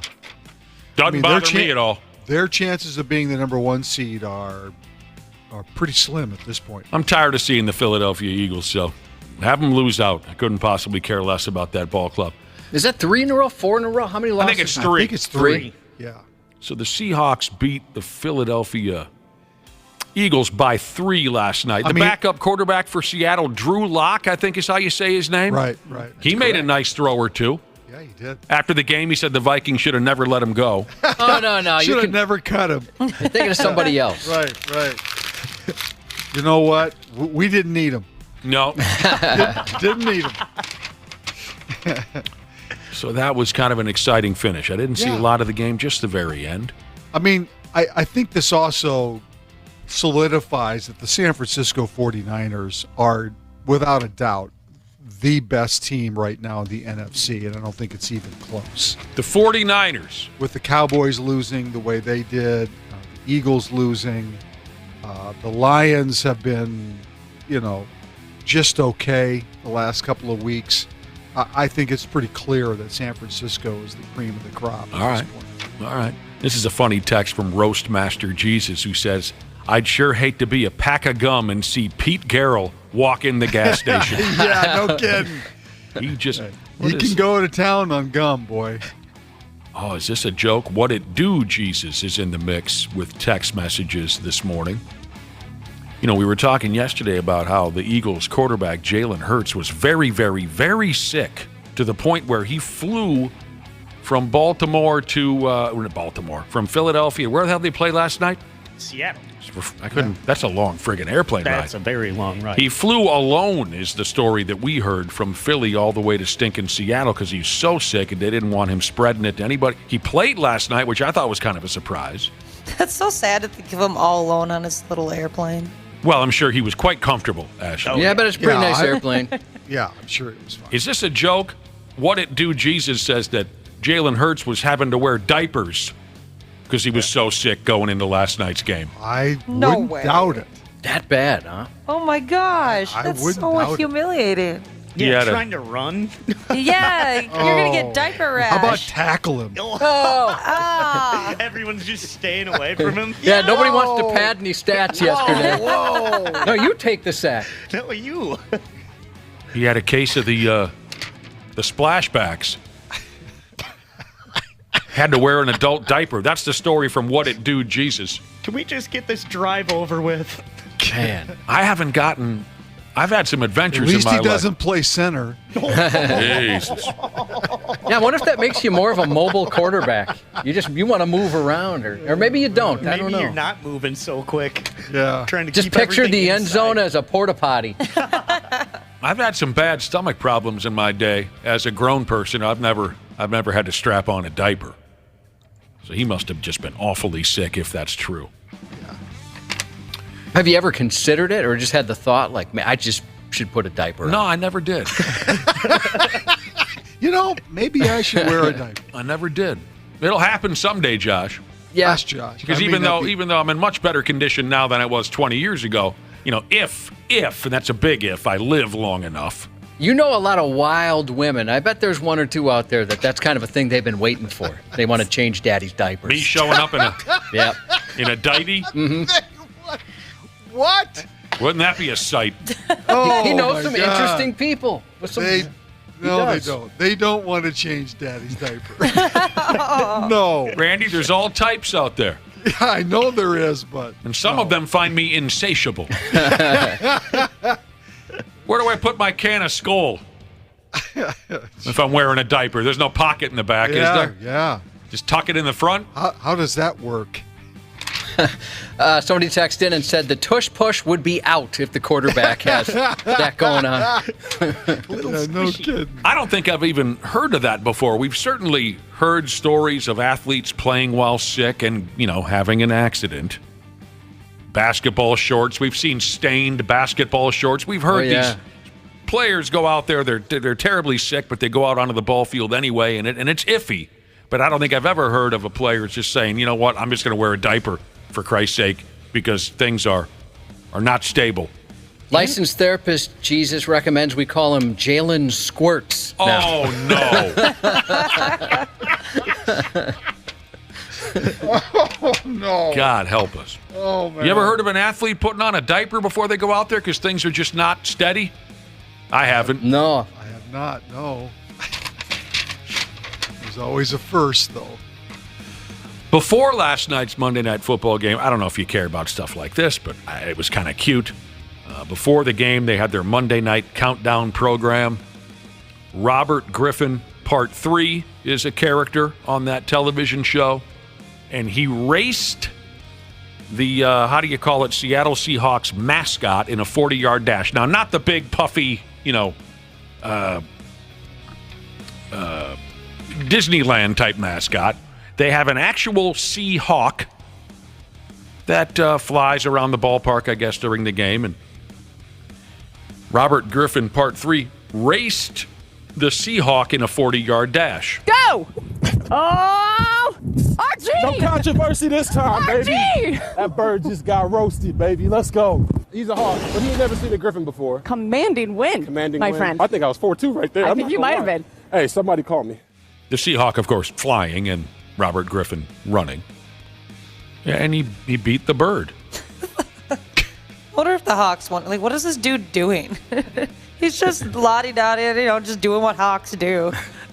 They kind of had a handler on one end of the 40 yards and a handler on the other. They said, ready, go. The bird knows to fly to the other handler, and Robert Griffin tried, and he beat the bird. I don't know if that's impressive to anybody, but... Did you see how much that when the bird took off that affected the handler's arm? No. Her arm got slammed down. Just by the... Yeah, just the force of the bird, jumping off her arm. Springing itself off I love watching that kind of stuff. When they have that at fairs, they have it at the Renaissance Festival sometimes, where you got the guy with the hawk and the eagle and stuff or the owl, and he's making them fly around and take food from him and stuff. I love watching that kind of stuff. I'm always waiting for those eagles and hawks and owls. I'm always waiting for one of those bastards just to pull an artery out of my neck and watch me bleed out. You know what I mean? That'd be cool to see. Couple other texts. You'd like that? I mean, not you. Yeah. Maybe just one of your many enemies. Maybe a bad person. I don't trust those taloned, those clawed animals like that. I just feel like they were born to yank a fat vein out of my thigh and watch me bleed out. They're pretty good with human anatomy if they can just pick that out of your thigh. That'd be so I know cool. where that fat vein is. That's what they do. That's how they kill their prey. All right, couple things on Jalen Hurts and the diarrhea and the diaper and all that stuff. Retired Air Force Jesus said last night they called it the Mush Push. Beer and Pizza Jesus said that there's no way he had a diaper on. She was checking out that ass all night. Hard? So she said no. All right, no and he was wearing white. Well, maybe it was before the game. I think actually I got carried away. It was before the game. The text said he was wearing a diaper before the... All right, so Robert Griffin beat a bird in a foot race. Who cares? But I was reading about some other stuff here, and I remember maybe touching on these subjects when they happened. This has become a thing over the last, 10 years or so, where television shows put on these challenges where a human races an animal. Former Tennessee Titans running back Chris Johnson and former Chicago Bears kick returner Devin Hester once raced a cheetah. Oh, jeez. And it was like a staggered race. The cheetah got a head start, whatever. This is the silliest one to me. Way back in 1983, then Cincinnati Bengals wide receiver Chris Collinsworth ran a 40-yard race against a horse and lost by a significant margin. Yeah, duh, it's a horse. Well, what strikes me is cheetah. What strikes me, Ashley, is I remember Chris Collinsworth as a player. Who thought he was that fast? Exactly. He was never that fast, was he? No. And if he was quote unquote a possession receiver. Right. If you're going to pick a fast wide receiver from 1983 to race a horse, there's one name that comes to mind, that Willie Gault. Yes. Willie Gault, Chicago Bear. Or even before him, who was Bob Hayes. Bob Hayes from the Dallas Cowboys. Because he was a track star too, right? He was. He was a 100-meter champion. He was an Olympian, actually. If you were fast enough to race and get a couple of legs up on a cheetah, would you want to be in front of a running cheetah? No. There's no way. Even if I could, I'd want to be behind that thing. For balls' sake, I just told you about my fear of owls. Yeah. Hell no, I'm not going anywhere near a cheetah whose adrenaline is pumping and whatnot. No, that's... All right, the Vikings play Christmas Eve against the Lions here at the new Metrodome. And, okay, they're expected to start Nick Mullins. We talked about this yesterday. Yeah. They should have called Joe Flacco. They really, right? They should have called Joe Flacco. I wonder if they did. Well, see, they might have. I mean, because I know some other teams did. Because I read a story this morning that said folks were calling Joe Flacco, but he did say no to a few teams. Yeah. So I wonder I also saw where Flacco said he wants to play next year, and I wonder if Cleveland gave him the option or told him that they would sign him for next season as well. Yeah, maybe. I know they signed him to some kind of a deal. I don't know what promises were in there, but it's obvious the Vikings should have called Joe Flacco, but you can't do anything about that now. So they'll play the Lions on Sunday with stinking Joey Mullins. What the hell's his last name? I will say this. I think Mullins played well enough for the Vikings. He made a couple of bad throws. Yeah, sure. Right? He made a couple of bad decisions. Yeah. But more than anything else, I thought he was a steady, did a decent job playing the quarterback position for them, enough to help them win. So I don't think it's a bad choice. No, it's their only choice. I agree with that. It's their only choice. If they against the Lions in a game they have to win, I think he's their only choice. Yeah, there's no more phone calls to make. This is it. Yeah. But I don't know if we mentioned this. Now, this is very exciting. The Lions can clinch their very first NFC North Division title since 1993 if they beat the Vikings on Sunday. And let's be real. We all want the Lions to win on Sunday, right? No. What are you talking about? No. 1993? Come on. Right? It'd be great to see the Lions win the division for the first time since 1993. Put away your stupid beads and your Homer attitude. Come on. That'd be great. Last time they won the division, Wayne Fonts was the head coach, for Christ's sake. Gosh. That's the year I graduated from high school. Give them a break. We're all rooting for the Lions. If you are concerned about doing the right thing, you root for the Lions on Sunday. I mean, Rodney Peete was their quarterback when they won the division the last time around. Of course, Barry Sanders was there. Guys like Herman Moore. Randy Shaver remembers some of these guys. Herman Moore is a great receiver. Chris Spielman was the linebacker, sorry. Harry Colon was on that football team. Harry Colon. Harry Colon. Right.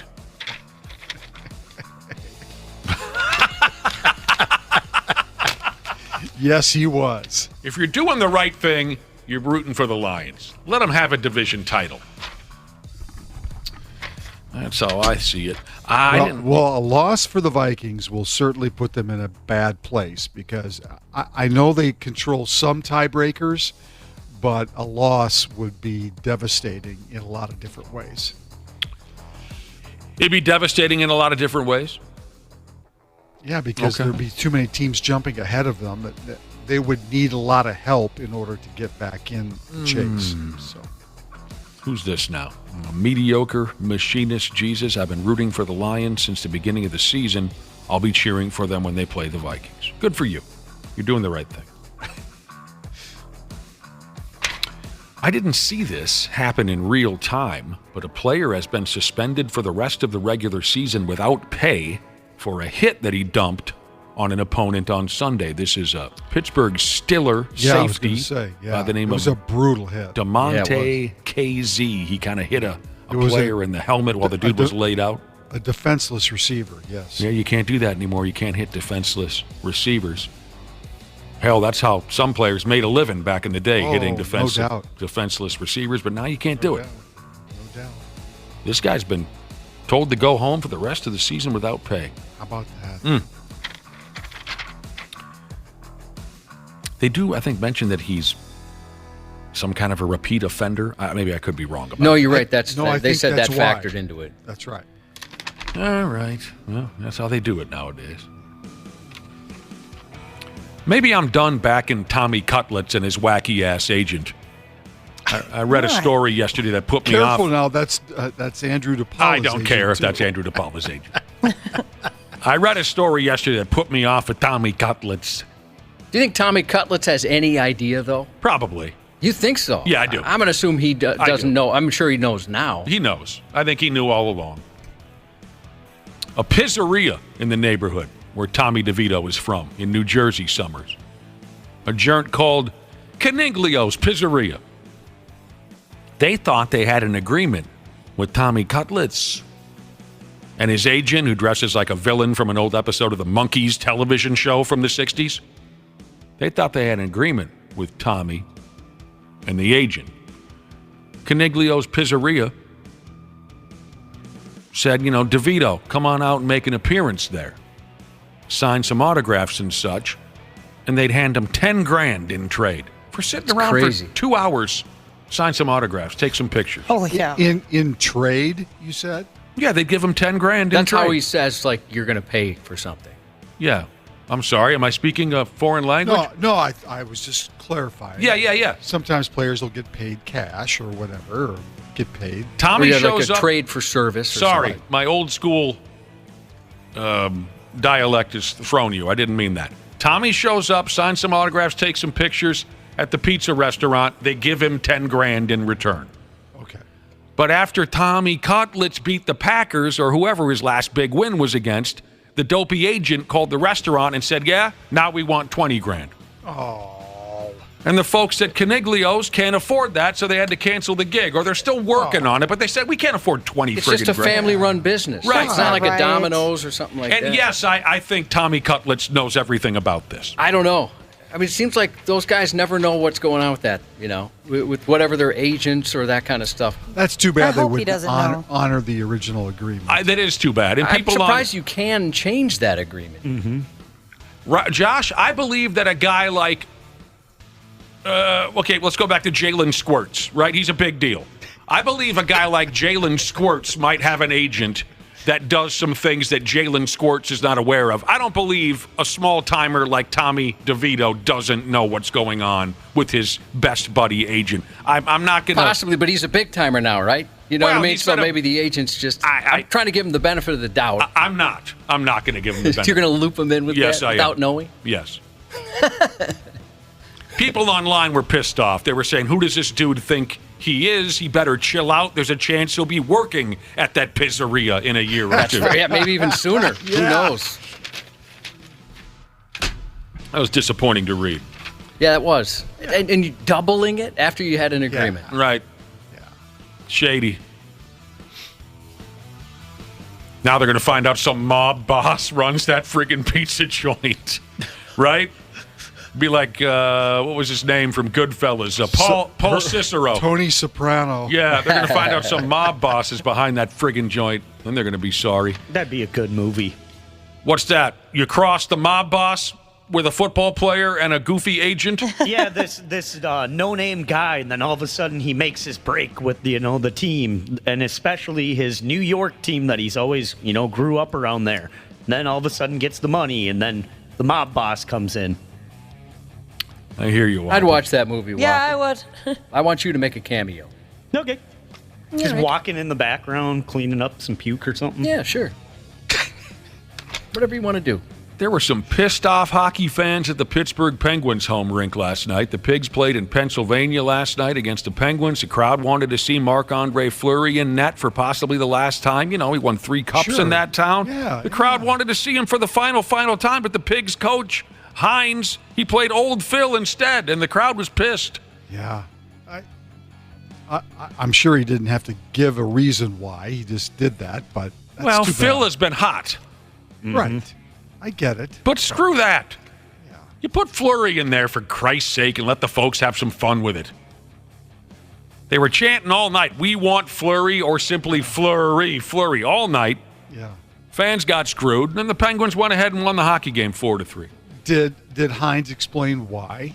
I didn't. Just that Gustafson's been playing so well. I didn't read anything. Anything.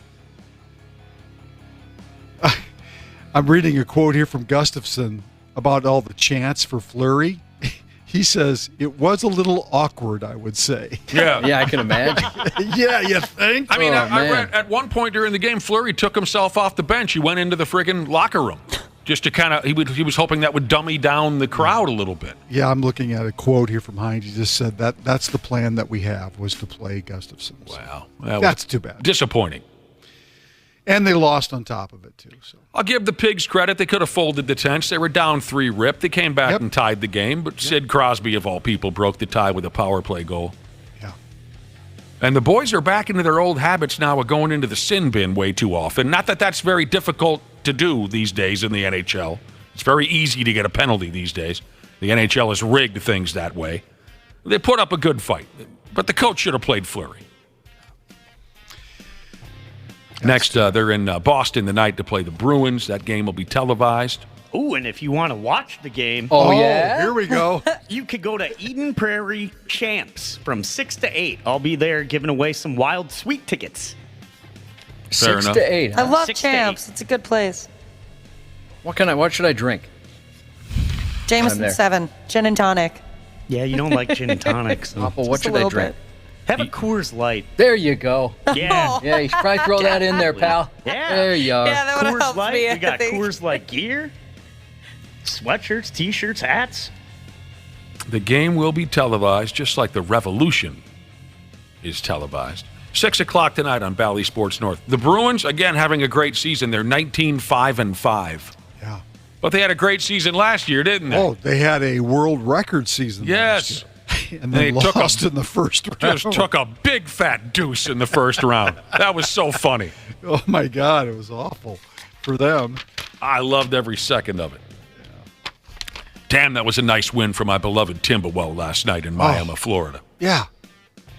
Again, for anybody who has got doubts right now about this team and where they are in their progression, I think last night's game's another example. They were down by 17.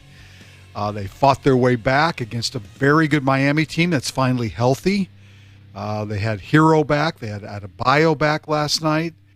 It was a playoff atmosphere in a lot of ways. I mean, it was very well played game and hard fought, but they found a way. And again, a strong second half, strong fourth quarter. And what else is there to say right now? They're playing the best this franchise has seen in a long, long, long time. Mm-hmm. To be 20-5 at this point in the year. Never been done before by a Timberwolves ball club. Yeah. To be 20-5. The wins they have right now, I think, are more than I thought I heard, more than maybe 6 actual true seasons. Right. They scored. They had less than 20 wins in 6 different seasons in their history. So I was watching every damn one of them. Puts a lot of it in perspective. But yeah, it's a very impressive win last night. Another slow start. They've been notorious slow starters. Yep. The first half was not good. But in the second half, I mean, they showed much more intensity. They hit some big shots. They shut down the Heat on the defensive end. And they got the win by 4. In games past, though, Nick, they would have folded in the second half. No doubt. So I guess I'm starting to feel like every time I watch them that they're not out of any game. No. I kind of feel like they have a different gear.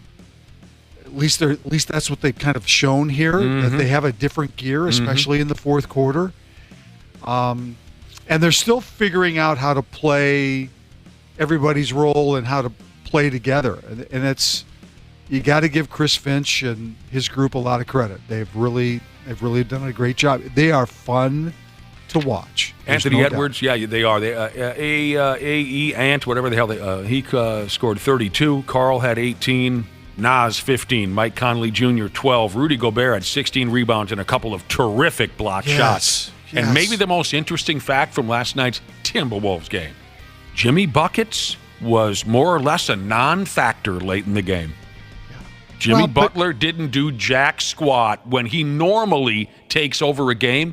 Did you notice last night, if you watched the game, and I know no one ever does, and I don't know why, when Butler got the ball and Edwards was guarding him, he gave it up. He didn't think he could take Anthony. They'll play Philadelphia tomorrow night.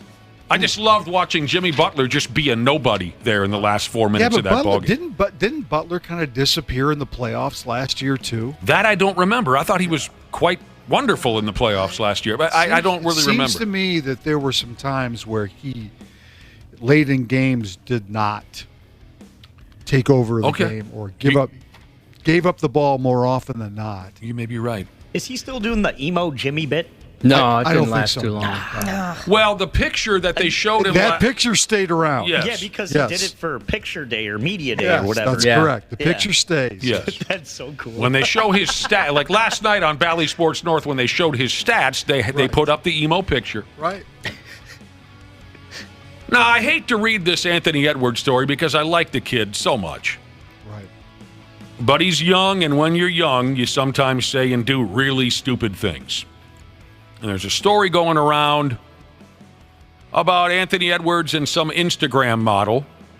The allegations are that he got her pregnant and then was arguing with her back and forth about getting an abortion. And he may have come off insensitive a time or two.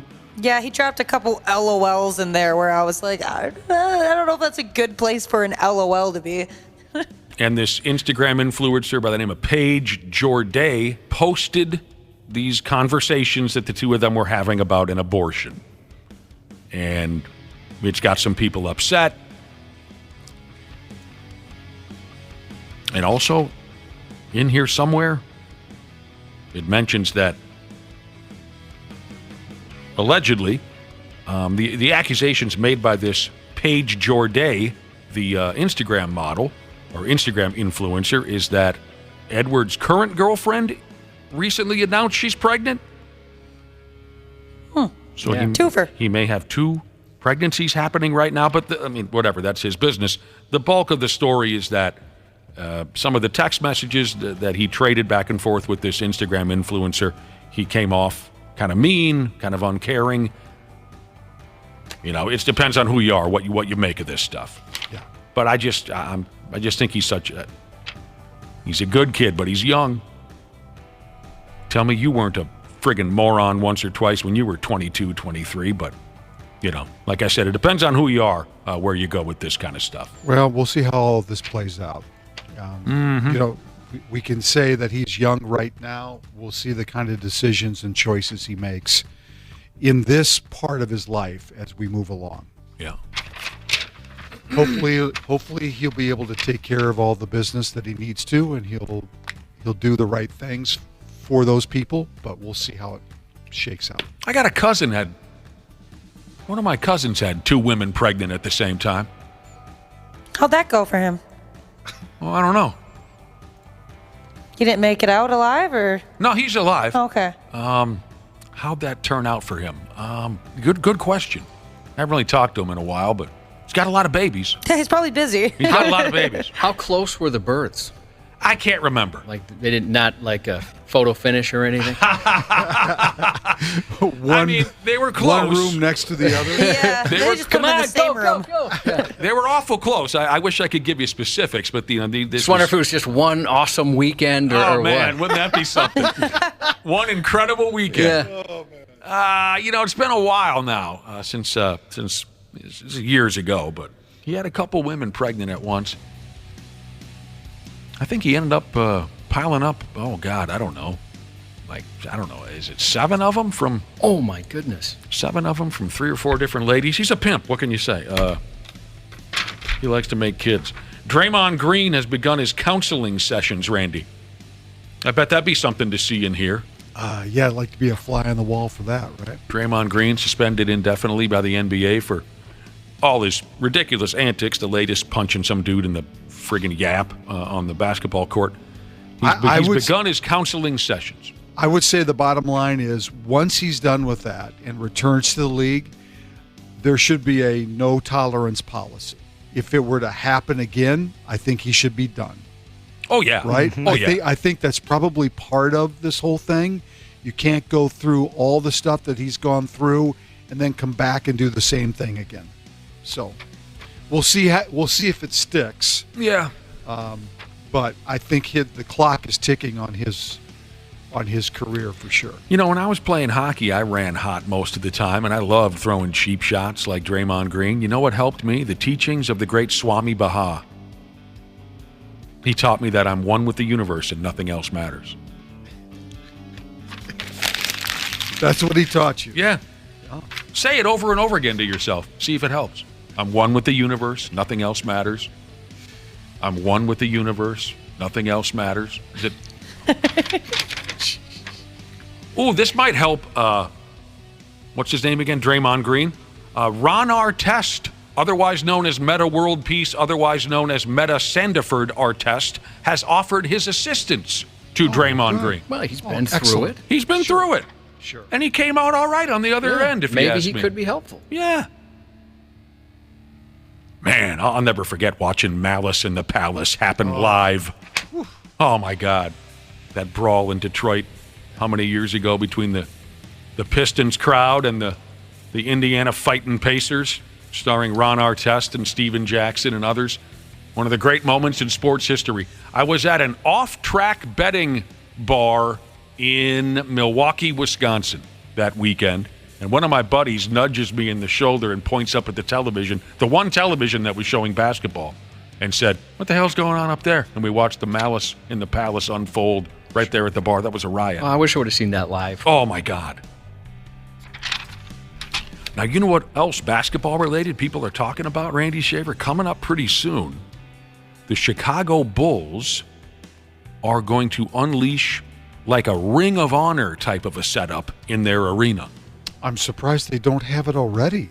Yeah, I thought that was odd too, but so they don't have their own like Hall of Fame?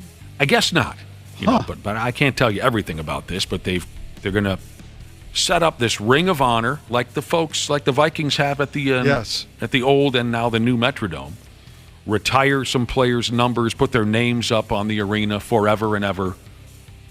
Memorialized. It's a little bit easier to do for baseball and football because there's so many players that come through, right? Right. So over the years, basketball is a little bit different. There's only 12 guys on a roster at 1 year at a time. Who knows if any of those guys are Hall of Fame worthy type players. So you won't have as many. And maybe that's why we don't see basketball do it as often as the other sports. But what everyone's talking about is the inaugural class for the Bulls Ring of Honor will be made up of the entire 1995-96 Chicago Bulls team that went 72-10 on the season and won their 4th friggin' annoying-ass NBA championship. So what everyone's talking about is Luke Longley on that team? I believe he was. I think he is. I believe he was. But what everyone's talking about is what's his nuts and the other guy, Michael Jordan, and Dennis Pippen. Why can't I think of his? Scotty. Michael and Scotty will have to be in the arena together, going to these appearances together. I'll bet they'll be okay. You really think so? Yeah, I bet they'll be okay. I think Scotty takes a swing at him. Scotty's not going to take a swing at him. He's going to punch him right in the mouth at mid-court under the spotlight during the... Oh. He is not going to take a swing. Oh, and then outruns referee Rob Page. Local legend referee Rob Page. And what kind of match do you want to see, Wapple, between Michael Jordan and Scottie Pippen? First blood. First blood match. First blood match. They hate each other, Scottie Pippen and Michael Jordan. And I gotta go. They're going to have to be all buddy-buddy for this thing, or at least try to. I gotta go. I gotta go. I'm just gonna sit back in the corner and stare. Please don't have it a night I gotta work, because I want to go there and be a fly on the wall. Wait, what night of the week is the Bulls thing? Friday. I can be there. I'm gonna have to go to Chicago that day just to see it. I mean, you talk about weirdest, uncomfortable. That uncomfortable won't do it justice. It's Charles Barkley. He wants to be there. That's happening this Friday? No, the 12th of January. Oh, okay. He was just making sure it wasn't on like a Thursday. Right. Yeah, where they're working. Yeah. He wants to see what's going to happen. Mm-hmm. Scottie Pippen's not all there. He's not all there. And Michael Jordan's one of the world's biggest pricks. I hope this blows up into something disgusting. Don't you? What? He wants it to be like a visual. Like a Zegas. Like a Vegas. Don't you guys want to see a horrible fist fight? No, I don't want to see that. Sweet chin music? I'm in. No. In addition to the 95-96 team, the Bulls will also be honoring... Boy, this Ring of Honor is going to be busy, like right now. They're putting everybody up.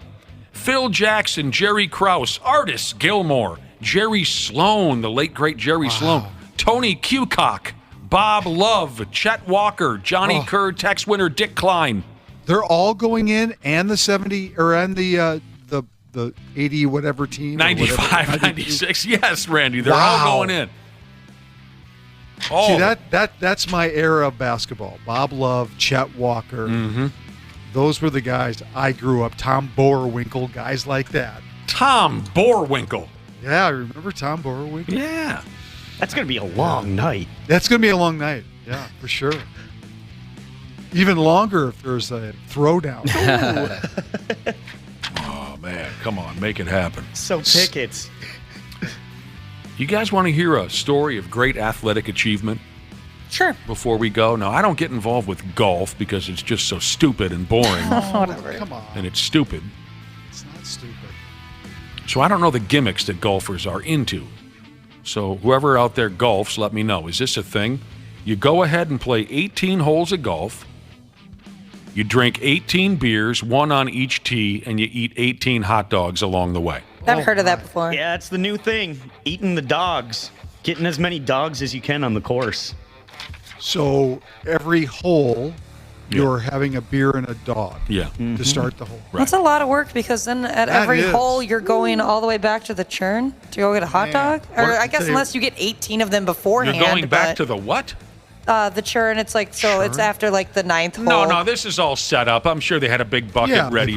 They probably have the cart girl. Cart girl is Yeah. probably there at every hole. Some dude named Ronnie Deutsch pulled this off. Anyone know Ronnie Deutsch? I wasn't familiar with him until this.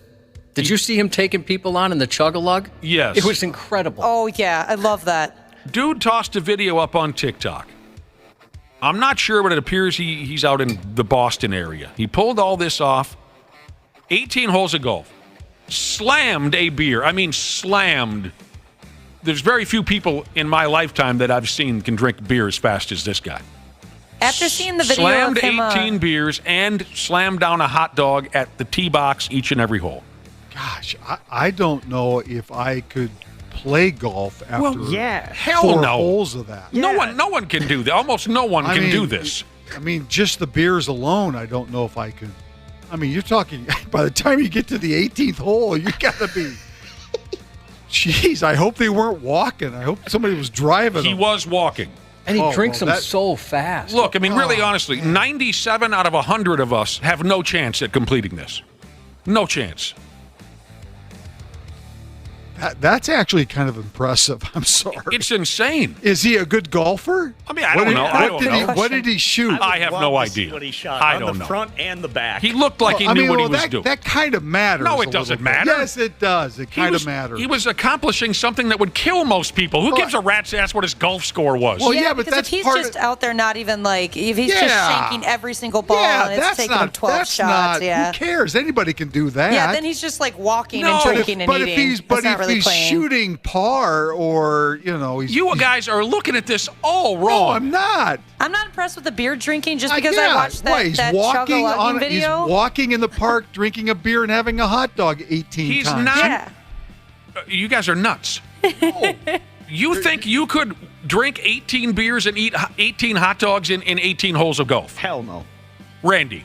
Well, I'm just saying I probably could get away with it if I didn't care at all about where the golf ball You went. couldn't even get through half of those beers and half of those hot dogs. I'd be puking on hole 9. You're probably right, but I'm just saying in order for this to be super impressive, the guy has to shoot a decent round. No, you couldn't be more wrong. What did the guy shoot? I have no idea It doesn't say. I have no idea what he shot. Who cares? I do. The guy was gunning 18 beers faster than you've ever seen in your life at every tee box and whipping down a wiener like he's Joey Chestnut.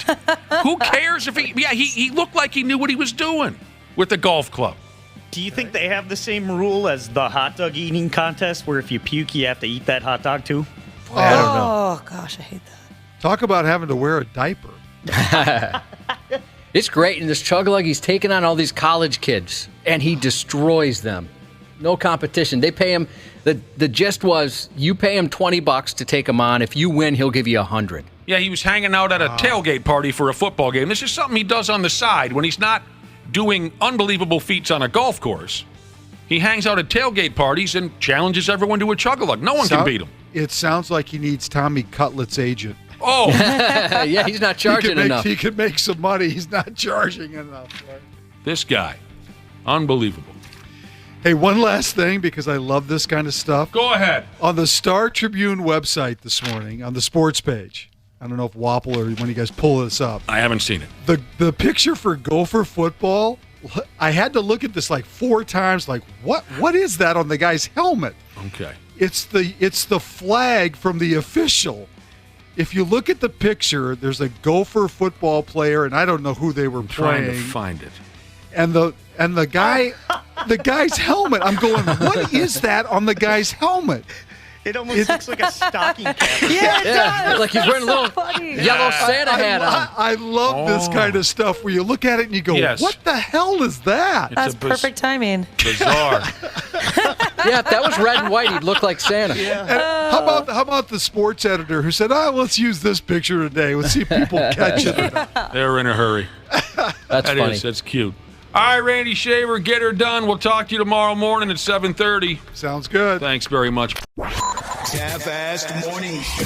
They're loud, they lose control, they do their little circus act, they're a nuisance. 93X. Grace here, customer service rep at Standard Heating. I'm proud to work for a company that understands and takes care of our fellow Minnesotans. Our weather here can be a little unpredictable and even extreme. That's why we've been here for 93 years and counting, to keep our community safe and comfortable. On behalf of myself and Standard Heating and Air Conditioning, we would like to wish you a very happy holidays. And don't forget, Standard Heating and Air Conditioning is open 24/7 for emergency services to make sure you stay warm this holiday season. Go to standardheating.com today. For the real story behind some of wrestling's biggest moments, it's Something to Wrestle with Bruce Pritchard and Conrad Thompson, too. 1995, when WCW announces they're going to be live and head-to-head with Monday Night Raw, feels like this would have been something Vince would have kind of laughed off. No, we did not like them moving to Monday nights. There were a lot of hotels. They all carried CNN, TBS, and TNT. Vince was convinced that Ted Turner had deviously done this deal to get in the hotels and keep us out. Something to Wrestle, wherever you listen.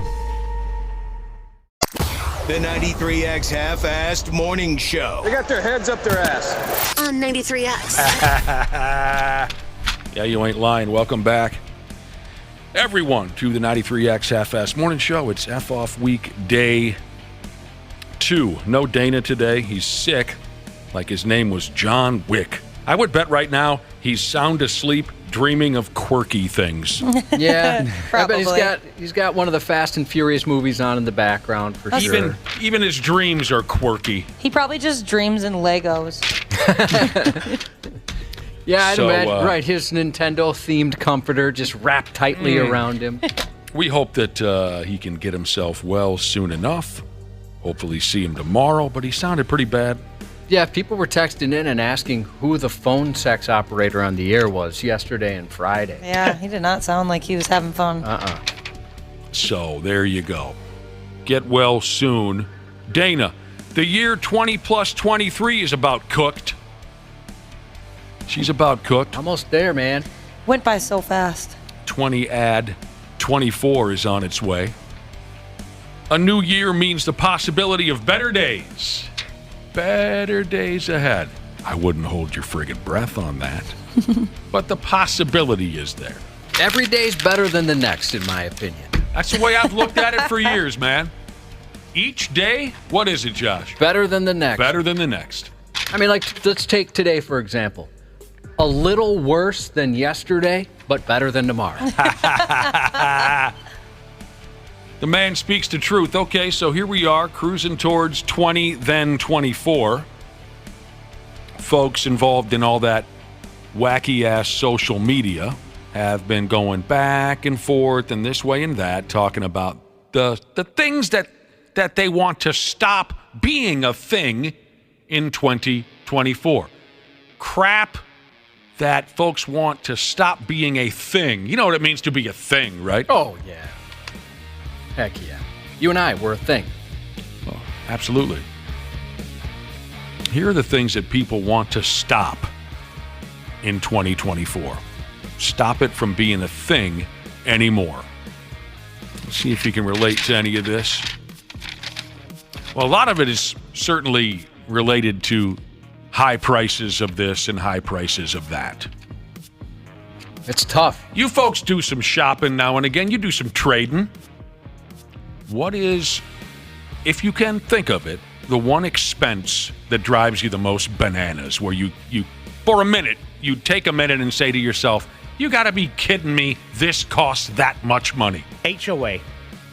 Homeowners Association? Yep. Do you get a bunch with it, though? I mean, maybe we can talk you down. Get absolutely nothing for HOA, but we spend out our butts now. Wait, it's not, you don't get like garbage or, homeowners insurance. I guess you get garbage, and that's about it. Oh, dude. They took our siding, and they didn't give it back for 2 years. They took our siding! They took our siding! My boyfriend was a part of an HOA, and water was included. It was? Yeah, that was sweet. I'm with you, Wapple. I don't really like an HOA. Our neighborhood has one, and I'd never gotten billed for it. And we had let the people know, like, I didn't want to get this giant bill. We're like, hey, we're not getting billed. Turns out, I am the first house that is not a part of that HOA. Resist. That's so cool. But I get all the benefits. Yeah. That's sweet. Which is basically they take care of the entrance and put up Christmas lights, that kind of thing. Anyone else think of something? Wapple says Homeowners Association fees. For sure. For me, and I understand why developers do this, but subscriptions for everything. Yep. It used to be like you buy a program, you just kept it until it didn't work anymore. I'm not sure what you mean. Subscriptions for whether that's a computer program, a streaming service, all that kind of stuff. Okay, sure. And it used to be, hey, cable's so expensive, I just want to get this or that. And now it's like you have so many services, or a lot of people do. It's like, let's just go back to the way cable did it. I hear you. But I mean, like, just for work, there's a few programs I could look. I think I pay for 10 subscriptions for work. I got 3. No kidding. Yeah. And is that completely separate, Josh, from the movie channels? Oh, and things? completely different. Totally different. Stuff that is exclusive just for to work, this. researching stories and this and that. Let's see, I'll count that. The only thing that pops in my head, it's probably because I went grocery shopping yesterday, is stuff like dog food and paper towels. Paper towels especially. Why are those so expensive? You don't have to have dogs or paper towels. Oh, yeah, I do. If I didn't have paper towels, what in the living hell would I clean anything with? I mean, I go through a lot of those damn paper towels and paper Here's a text from, my God, someone from Oregonian Jesus. We're talking about specifically what is the one item where the price takes you back every time. You have to at least take a moment to say, holy balls, that service or that product costs that much these days? It throws you every time. And also talking about the things that we want to stop being a thing in 2024. Oregonian Jesus, things that shouldn't be a thing anymore. Tipping and daylight savings time. Tipping? Well, I mean, you're tipping, well, maybe you're not, you are, but you are prompted to tip at places you've never tipped before. Okay, I don't know about these. Like your favorite sandwich shop. Subway, yeah. So are people just afraid to hit no? I am, yes. Really? Yes, totally. I used to be, but I think maybe it helps, like, being on their side of things. Like, when people, when I worked at Subway, because I worked at Subway for like 3-4 years, and we didn't have that Subway, or the tipping thing. When people didn't tip, I was just like, okay, whatever. Well, there was always a tip jar at my neighborhood Subway by the cash register. So what this person is saying, when you pay with a card, now even at Subway, yes, a screen pops up with the option to. I did almost not know everywhere. That. I kind of like it because actually last time I was at Subway, I probably tipped way too much because he made my sandwich perfectly. Oh, well, I always tip. Yeah, absolutely. I guess I never There's noticed an that. option. The only time I notice a little tip screen is when I'm at the ball game buying a round of beers or a wiener at the ball game. You know what I'm talking about, at the Twins game. And I haven't noticed that at fast food joints. I wonder if this guy's also talking about this too. Like if you go to a sit-down restaurant and it already has the tip built in, and you don't see that on the bottom, so then you pay 2 times the tip. Oh, gratuity or whatever, I don't think I'd ever miss that. But I'll always be a generous tipper. That's how I was raised. I'll always be a generous, or at least try to be a generous tipper. Sometimes my arithmetic isn't that good. Hopefully you have some patience with me. But you know what I mean? No, I know. Yeah. I'm all for tipping. I'll tip until I tip over. Yeah, especially if you plan on going back to that establishment or that place. You want to tip good. I think the exhaustion from people, it's not like people want to tip, but it's just now it's absolutely everywhere. Being shaken down. It has the feeling that you're being shaken down. I understand. Yeah. Okay. All right, some of the things that we want to stop being a thing in 2024. Okay, like I said, a lot of this is related to cost. Fees on concert tickets. Christ, how many times have we had this conversation? Oh, that's crazy. I mean, it seems like it doubles at times. It's not even worth it. Yeah, I know. There's some shows I wanted to see, and I've decided just to kind of not go for that reason. That's sad. They say here a $75 show turns into a $150 ticket really quickly when it comes to fees and such. Mm-hmm. The fee is, just insane. Not all of this is cost related. We'll get back to some of that stuff. I promise you that. Because, I don't blame folks for being wound up about prices of this and that, where a handful of years ago it wasn't jack squat. But suddenly you're saying, what has happened? But not all of this is cost-related, price-related.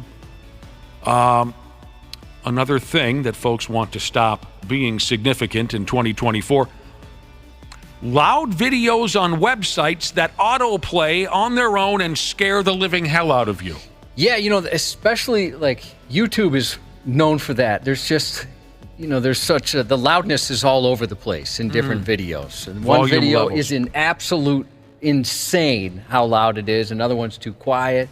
But yeah, those ads can scare the heck out of it, especially when they come out of nowhere. Yeah. Okay. All right. I guess I haven't bumped into too many of those, but I can certainly know where folks are going there. You're just trying to, touch yourself or something, and then a video pops up about, MILFs, and you're scared to death. I don't know anything about this. Unfinished games being released at full price. Oh, that is a good one. Is that a good one for you? I absolutely hate that. Yep. Video games that are unfinished. Yeah, so like... I don't know what that means. So sometimes they won't put the multiplayer in. So where you can play online against people, they only have single player, like Grand Theft Auto. You just do the story mode and stuff like that.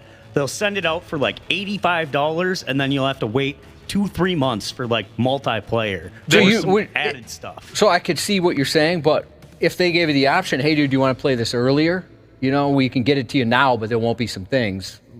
Would you? I would think you'd go, yeah, I'll play that thing. Yeah, I'll take it every time. Yeah. Yeah, but I think it's more or less that they're pulling the sheep or pulling the wool over our eyes and like, here's your game. It's not finished. You can't do everything you so want they don't. yet. You don't know that ahead of time. Yeah. Oh, okay. Yeah, they aren't very good at it. It's usually like in the fine print, but they don't really like market that. Like, hey, you're only getting half the game, by the way. So then, Wapple, explain something to me. So you say you spend like $85 on this unfinished video game, and then 8 months later they say, okay, now you can do multiplayer. Does that cost you extra at that point? Sometimes it can. But more or less, the pain in the ass is just waiting for... Yeah. Okay. Yeah, but another big one is all the DLC crap that comes out, downloadable content. Downloadable content. Oh yeah, that can take your money. They get me every time too. You'll buy the initial video game for $75 or whatever, and then every single month they'll come out with a new pack or something, and you could get new guns, you could get new characters and stuff like that. All right. Get more missions. Well, yeah, you want to change the skin. You know, you want to get something that looks cool. And then all of a sudden, your $70 game is going to be $130. Yeah. Another gimmick that average citizens want to stop once we get around to 20 plus 24. Something else I'm not familiar with, but you folks, you guys are dialed into this kind of thing. Cyber panhandling. And the quote here is, I'm poor, Venmo me or Cash App me some money. You guys know anything about that? Oh, yeah. It's on Twitter a lot. I see it quite a bit on there. Definitely. An average person will suddenly just up and ask you for money? Yep. Most of the time it's like attractive women, but yeah. Like, hey, I need new tires. Can't afford it. Here's my Venmo, PayPal, whatever they're doing. People will start a GoFundMe just for about just anything, even though they're like fully capable of making that money their own. I'm well aware of that. So how often, when these people are on Twitter asking you for money, how often are they legitimate people and how often are they scam artists looking to run you into the ground? Probably 50-50, I'd Really? say, from what I see. Oh, I've seen plenty of legitimate people, like people I know personally, who have said, hey, can you give me some money for this? What? Sometimes just, hey, I'm low on funds. Yeah, I've seen that. I could never bring myself to do that. To ask complete strangers? I mean, hell, you're down on your luck, that sucks. But I can't picture asking a complete stranger to buy me some tires or something like that. Yeah, there's obviously legitimate crowdfunding reasons, right? Somebody's going through a terrible illness. Wow. A tragedy that happened to the family, and Sure. folks want to help. But you're right, just stuff like, hey, there's this concert I want to go to. I can't afford tickets. I know the GoFundMe thing has gotten out of control. I remember a few years ago reading about it where, a young married couple, both from, not affluent families. What's the middle of the range called? What would you say? What's the word there? Well, you're... middle class? Middle class. Yeah. Middle class people. We're young. We just got married. But, we really want to go on this fancy honeymoon, so could you send us some money? What are you, friggin' cracked? You know what I'm saying? Remember the couple that... this was a stupid news story once. There was a couple that they had a bunch of tickets. They got speeding tickets, and they wanted money to pay for those in court costs. I think GoFundMe ended up pulling that. Do people not understand how absolutely ridiculous and rude that is? And disrespectful? Was the wedding thing, was that like after they got married, after they got all their gifts? What are we talking about? With the people that got married and wanted to go on the honeymoon? Oh, I don't remember the specifics. Oh, okay. It was just a young married couple, and they were fine financially. They both came from middle-class families. They both had decent jobs. It was just, we're going on our honeymoon, but we don't want it to be just an average honeymoon because we're not average. So can you we want to go to friggin' Mars. You know what I'm saying? Yeah. No, Can I have a 20? That's not how you do that. I mean, you got to have some kind of problem to ask for something like that. I would say the majority of my charity budget every year does go to GoFundMes or something like that for families that are having some major issues. Just because I know, I assume it's going straight to them. With other there you go charities, you don't really know how much is going to the people. But you're not going to throw $100 at some kid because he wants to go front row to Kid Rock or something. For somebody that really needs Hell it. no. F that crap. That's just garbage. Half-assed morning show 93X. Absolutely wonderful. As we're on our way out here on F-Off Week Day 2, we've been talking about what folks want to stop being a thing once we get around to 20 plus 24. There have been some little gimmicks, some little this and that that's been irking you throughout the year 2023. What do you want to see gone once we get to the new year? The truth is, none of this stuff is going to go, but we can try. By God, we can. I don't think any of this stuff is going to go because a lot of it is related to cost. The cost of this and that, the price of this and that. Got some text messages from our listeners on what they want to see gone once we find ourselves in the year 2024. One listener says, let's get rid of online dating. There'll be a lot less of that catfishing. That's true. We did talk about the high cost of concert tickets. We talked about the what's the term again? The fees that will suddenly take a $75 ticket and turn it into a $150 ticket. Number one, it's a damn shame that any concert costs more than $20. It's a damn shame. Those were the days. We've had these conversations before, Josh and I, telling you the price of some of the big shows that we went to when we were kids.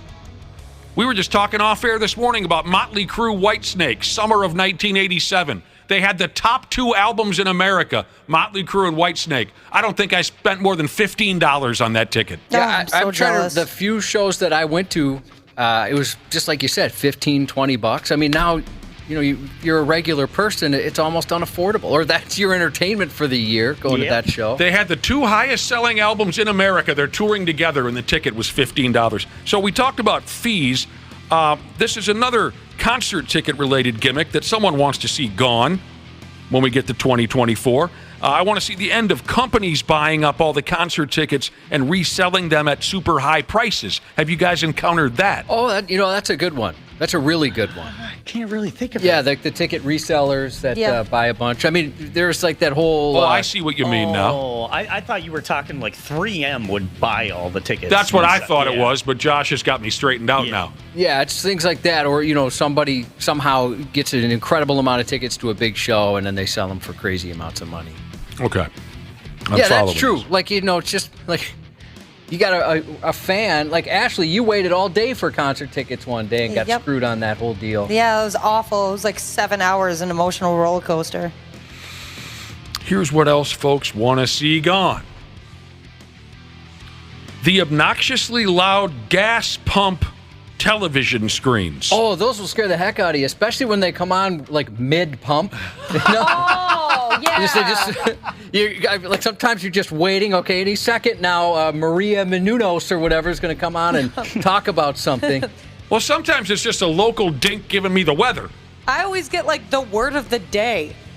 I don't know what gas station does that. I think it might be Quick Trip that. I can't remember what one does it, but yeah, they always give me a word of the day. I love it. The word of the day. Yeah. Is it ever Spumoni? All the time. Every time. Get back time. to me. This listener says, do we really need to be screamed at by advertisements 24/7? He doesn't like the loud gas pump advertisements. Okay, this is an easy one. You guys know I back this 1,000%. Just kill social media. Get rid of it. It's made us worse. There's no way you could ever convince me of anything ever different. Social media has made the whole world a worse place to live in. Yeah. Squash it. Let's go back to being somewhat reasonable. Seemed like a good deal at first. No. Yeah, it sure changed. It was a mistake. It's made us all worse. We should squash it today. Okay, we had a conversation about, there's certainly situations where people will sign up for a GoFundMe page. There's certainly situations where it's a wonderful thing.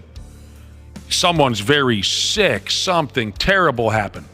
That goes without saying. But people have taken advantage of it. We covered this. People will, I need a new car. And they're perfectly fine with the car that they have. This and that. I want new tires. You have the means. If you have the means, you should go nowhere near these GoFundMe pages, okay? You're making yourself out to be a friggin' jackass. Here's a text from a listener. Tell me what you think of this. He knows someone who needed a medical procedure, so they set up a GoFundMe account. All right. But at the same time, this person had a vacation fund, all right, going at the same time. Boy. The person ended up getting way more than they needed for their medical procedure, so then they used that extra money to buy an even better vacation. Man. And there's folks out there that can just go ahead and do that and just shrug it off. Hey, what's my money now? Yeah, you're just built different, I guess, if you're okay with that. Gross. Because there's probably plenty of people that are donating that not going to be able to afford a vacation anytime soon, and they're still, out of the goodness of their hearts trying to help you get well. Right. Those people that paid for your vacation, they had no chance of going to Maui or wherever the hell you went, but they did it out of the kindness of their own friggin' heart. I find this one really interesting before we get the hell out of here. One more thing that we want to stop being a thing in 2024, and then most of this stuff is going to stick around until the day that we die. I love this gimmick. Get rid of self-checkouts at the grocery store? I love self-checkouts. Yeah, I do too. That's fun. You don't have to talk to anyone. I do hate when I get like fresh produce. I hate fresh produce as well. You have to like look it up yourself, and make sure you weigh it. And sometimes it just gets all confused. Sometimes you just make it up, though, right? Don't you just make it up? I don't, because I'm terrified of getting yelled at by like the people monitoring the checkout system. But it like sometimes just gets goofed up, and they have to come over and help you. And I swear they talk to you like you were planning on stealing it. And I'm like, I'll pay $1 for the onion. I'm sorry it came up as 50 cents. I don't know what happened. You got a lot of things going on. A lot of things stress you out. I mean, I don't know about you, but if I got a bouquet of bananas, what do you call that? A bunch? If I got a bunch of bananas, and cool. You hit the screen and it says, well, what kind of bananas did you buy? I'm like, I don't know, that one. What are they going to do? Run over and say, well, no, you didn't. Whatever. I mean, sir, that is not a Roma tomato. Right. The self-checkout thing is great. They say here the line for the self-checkout gets too long. Well, then go to the regular checkout. I have noticed at some of the Targets I've been going to, you can't have more than 10 items in the self-checkout. Oh, they've changed that? Good. Yep. Yeah, there's no way you should be doing something that takes an hour. And you guys have noticed this too. The poor 16-year-old kid who's actually working one of the registers, he's there to physically help you, he or she. Mm-hmm. They're just lonely as the day is long. Mm-hmm. No one goes anywhere near them. I feel bad for them. I'll go to the regular checkout just because this teenage kid feels like a jackass. He waves you in, tries to wave you into his... Well, if the self-checkout thing is too long, go see the 16-year-old kid. He'd be happy to hang out with you and ring your things in. But that probably goes back to how we're so inept these days at communicating with each other because of text messages and all that. We're stressed out by the thought of checking out with a live human being for fear they might talk to us. Isn't that what you said the benefit is for you, Wobble? Yep. Yeah. The crazy thing about that, Nick, is it just was like a hot topic on social media for a little bit, that people were around my age were complaining about people making small talk with them. What's the problem? Like if you go to a sandwich store and making small talk, or how they don't like when the cashiers at a grocery store talk to them. And it's like, who are you? Like, you can't just ask someone how their day is going. They don't know how to do it anymore. Gosh. I actually love that. Yeah, so do I. Some places go a little too far. People not just going to mention the name of the sandwich shop, but boy, is it sometimes like, okay, you don't need my whole story for a month. See, I think I know what you're talking about, and I'm sure they don't want to ask you that, but they're told. Yeah. I like small talk. I like running myself through the line at Home Depot, and the guy behind the cash register says, hey, well, what's going on there, stupid? I like that. I like small talk. You don't know how to use that? What are you doing? Why are you buying that? I don't know. Yeah, it's so bizarre to me. I understand it because young people just don't do that anymore. I was at a high school graduation party over the summer, and I noticed that I couldn't understand anything that the high school age people were saying. They mumble. And so I ran it by my friggin' wife, who was there. I ran it by, I said, how come I can't understand these kids? They all mumble. And she says, because they don't talk. All they do is text. They don't know how to talk anymore. And I said, that's got to be it. They mumble. They don't speak clearly. That's a thing. If we're talking about things that might come and go, that's a thing. Young people don't even know how to clearly communicate Their anymore. mouths don't work? No. They mumble at you. They're afraid. They're stressed. Like you guys are saying, you're stressed to even have a quick conversation at the checkout counter. Well, I think probably also complete sentences don't exist for some people in text messages, so that might be kind of tough, making that happen. Josh, someone wants to get rid of the QR code to look at a menu at a restaurant. Remember when that threw us one night? Oh, yeah. I agree. The first time we saw it, I remember that vividly. We were both trying to figure out how come a waiter or waitress hasn't come to take our order.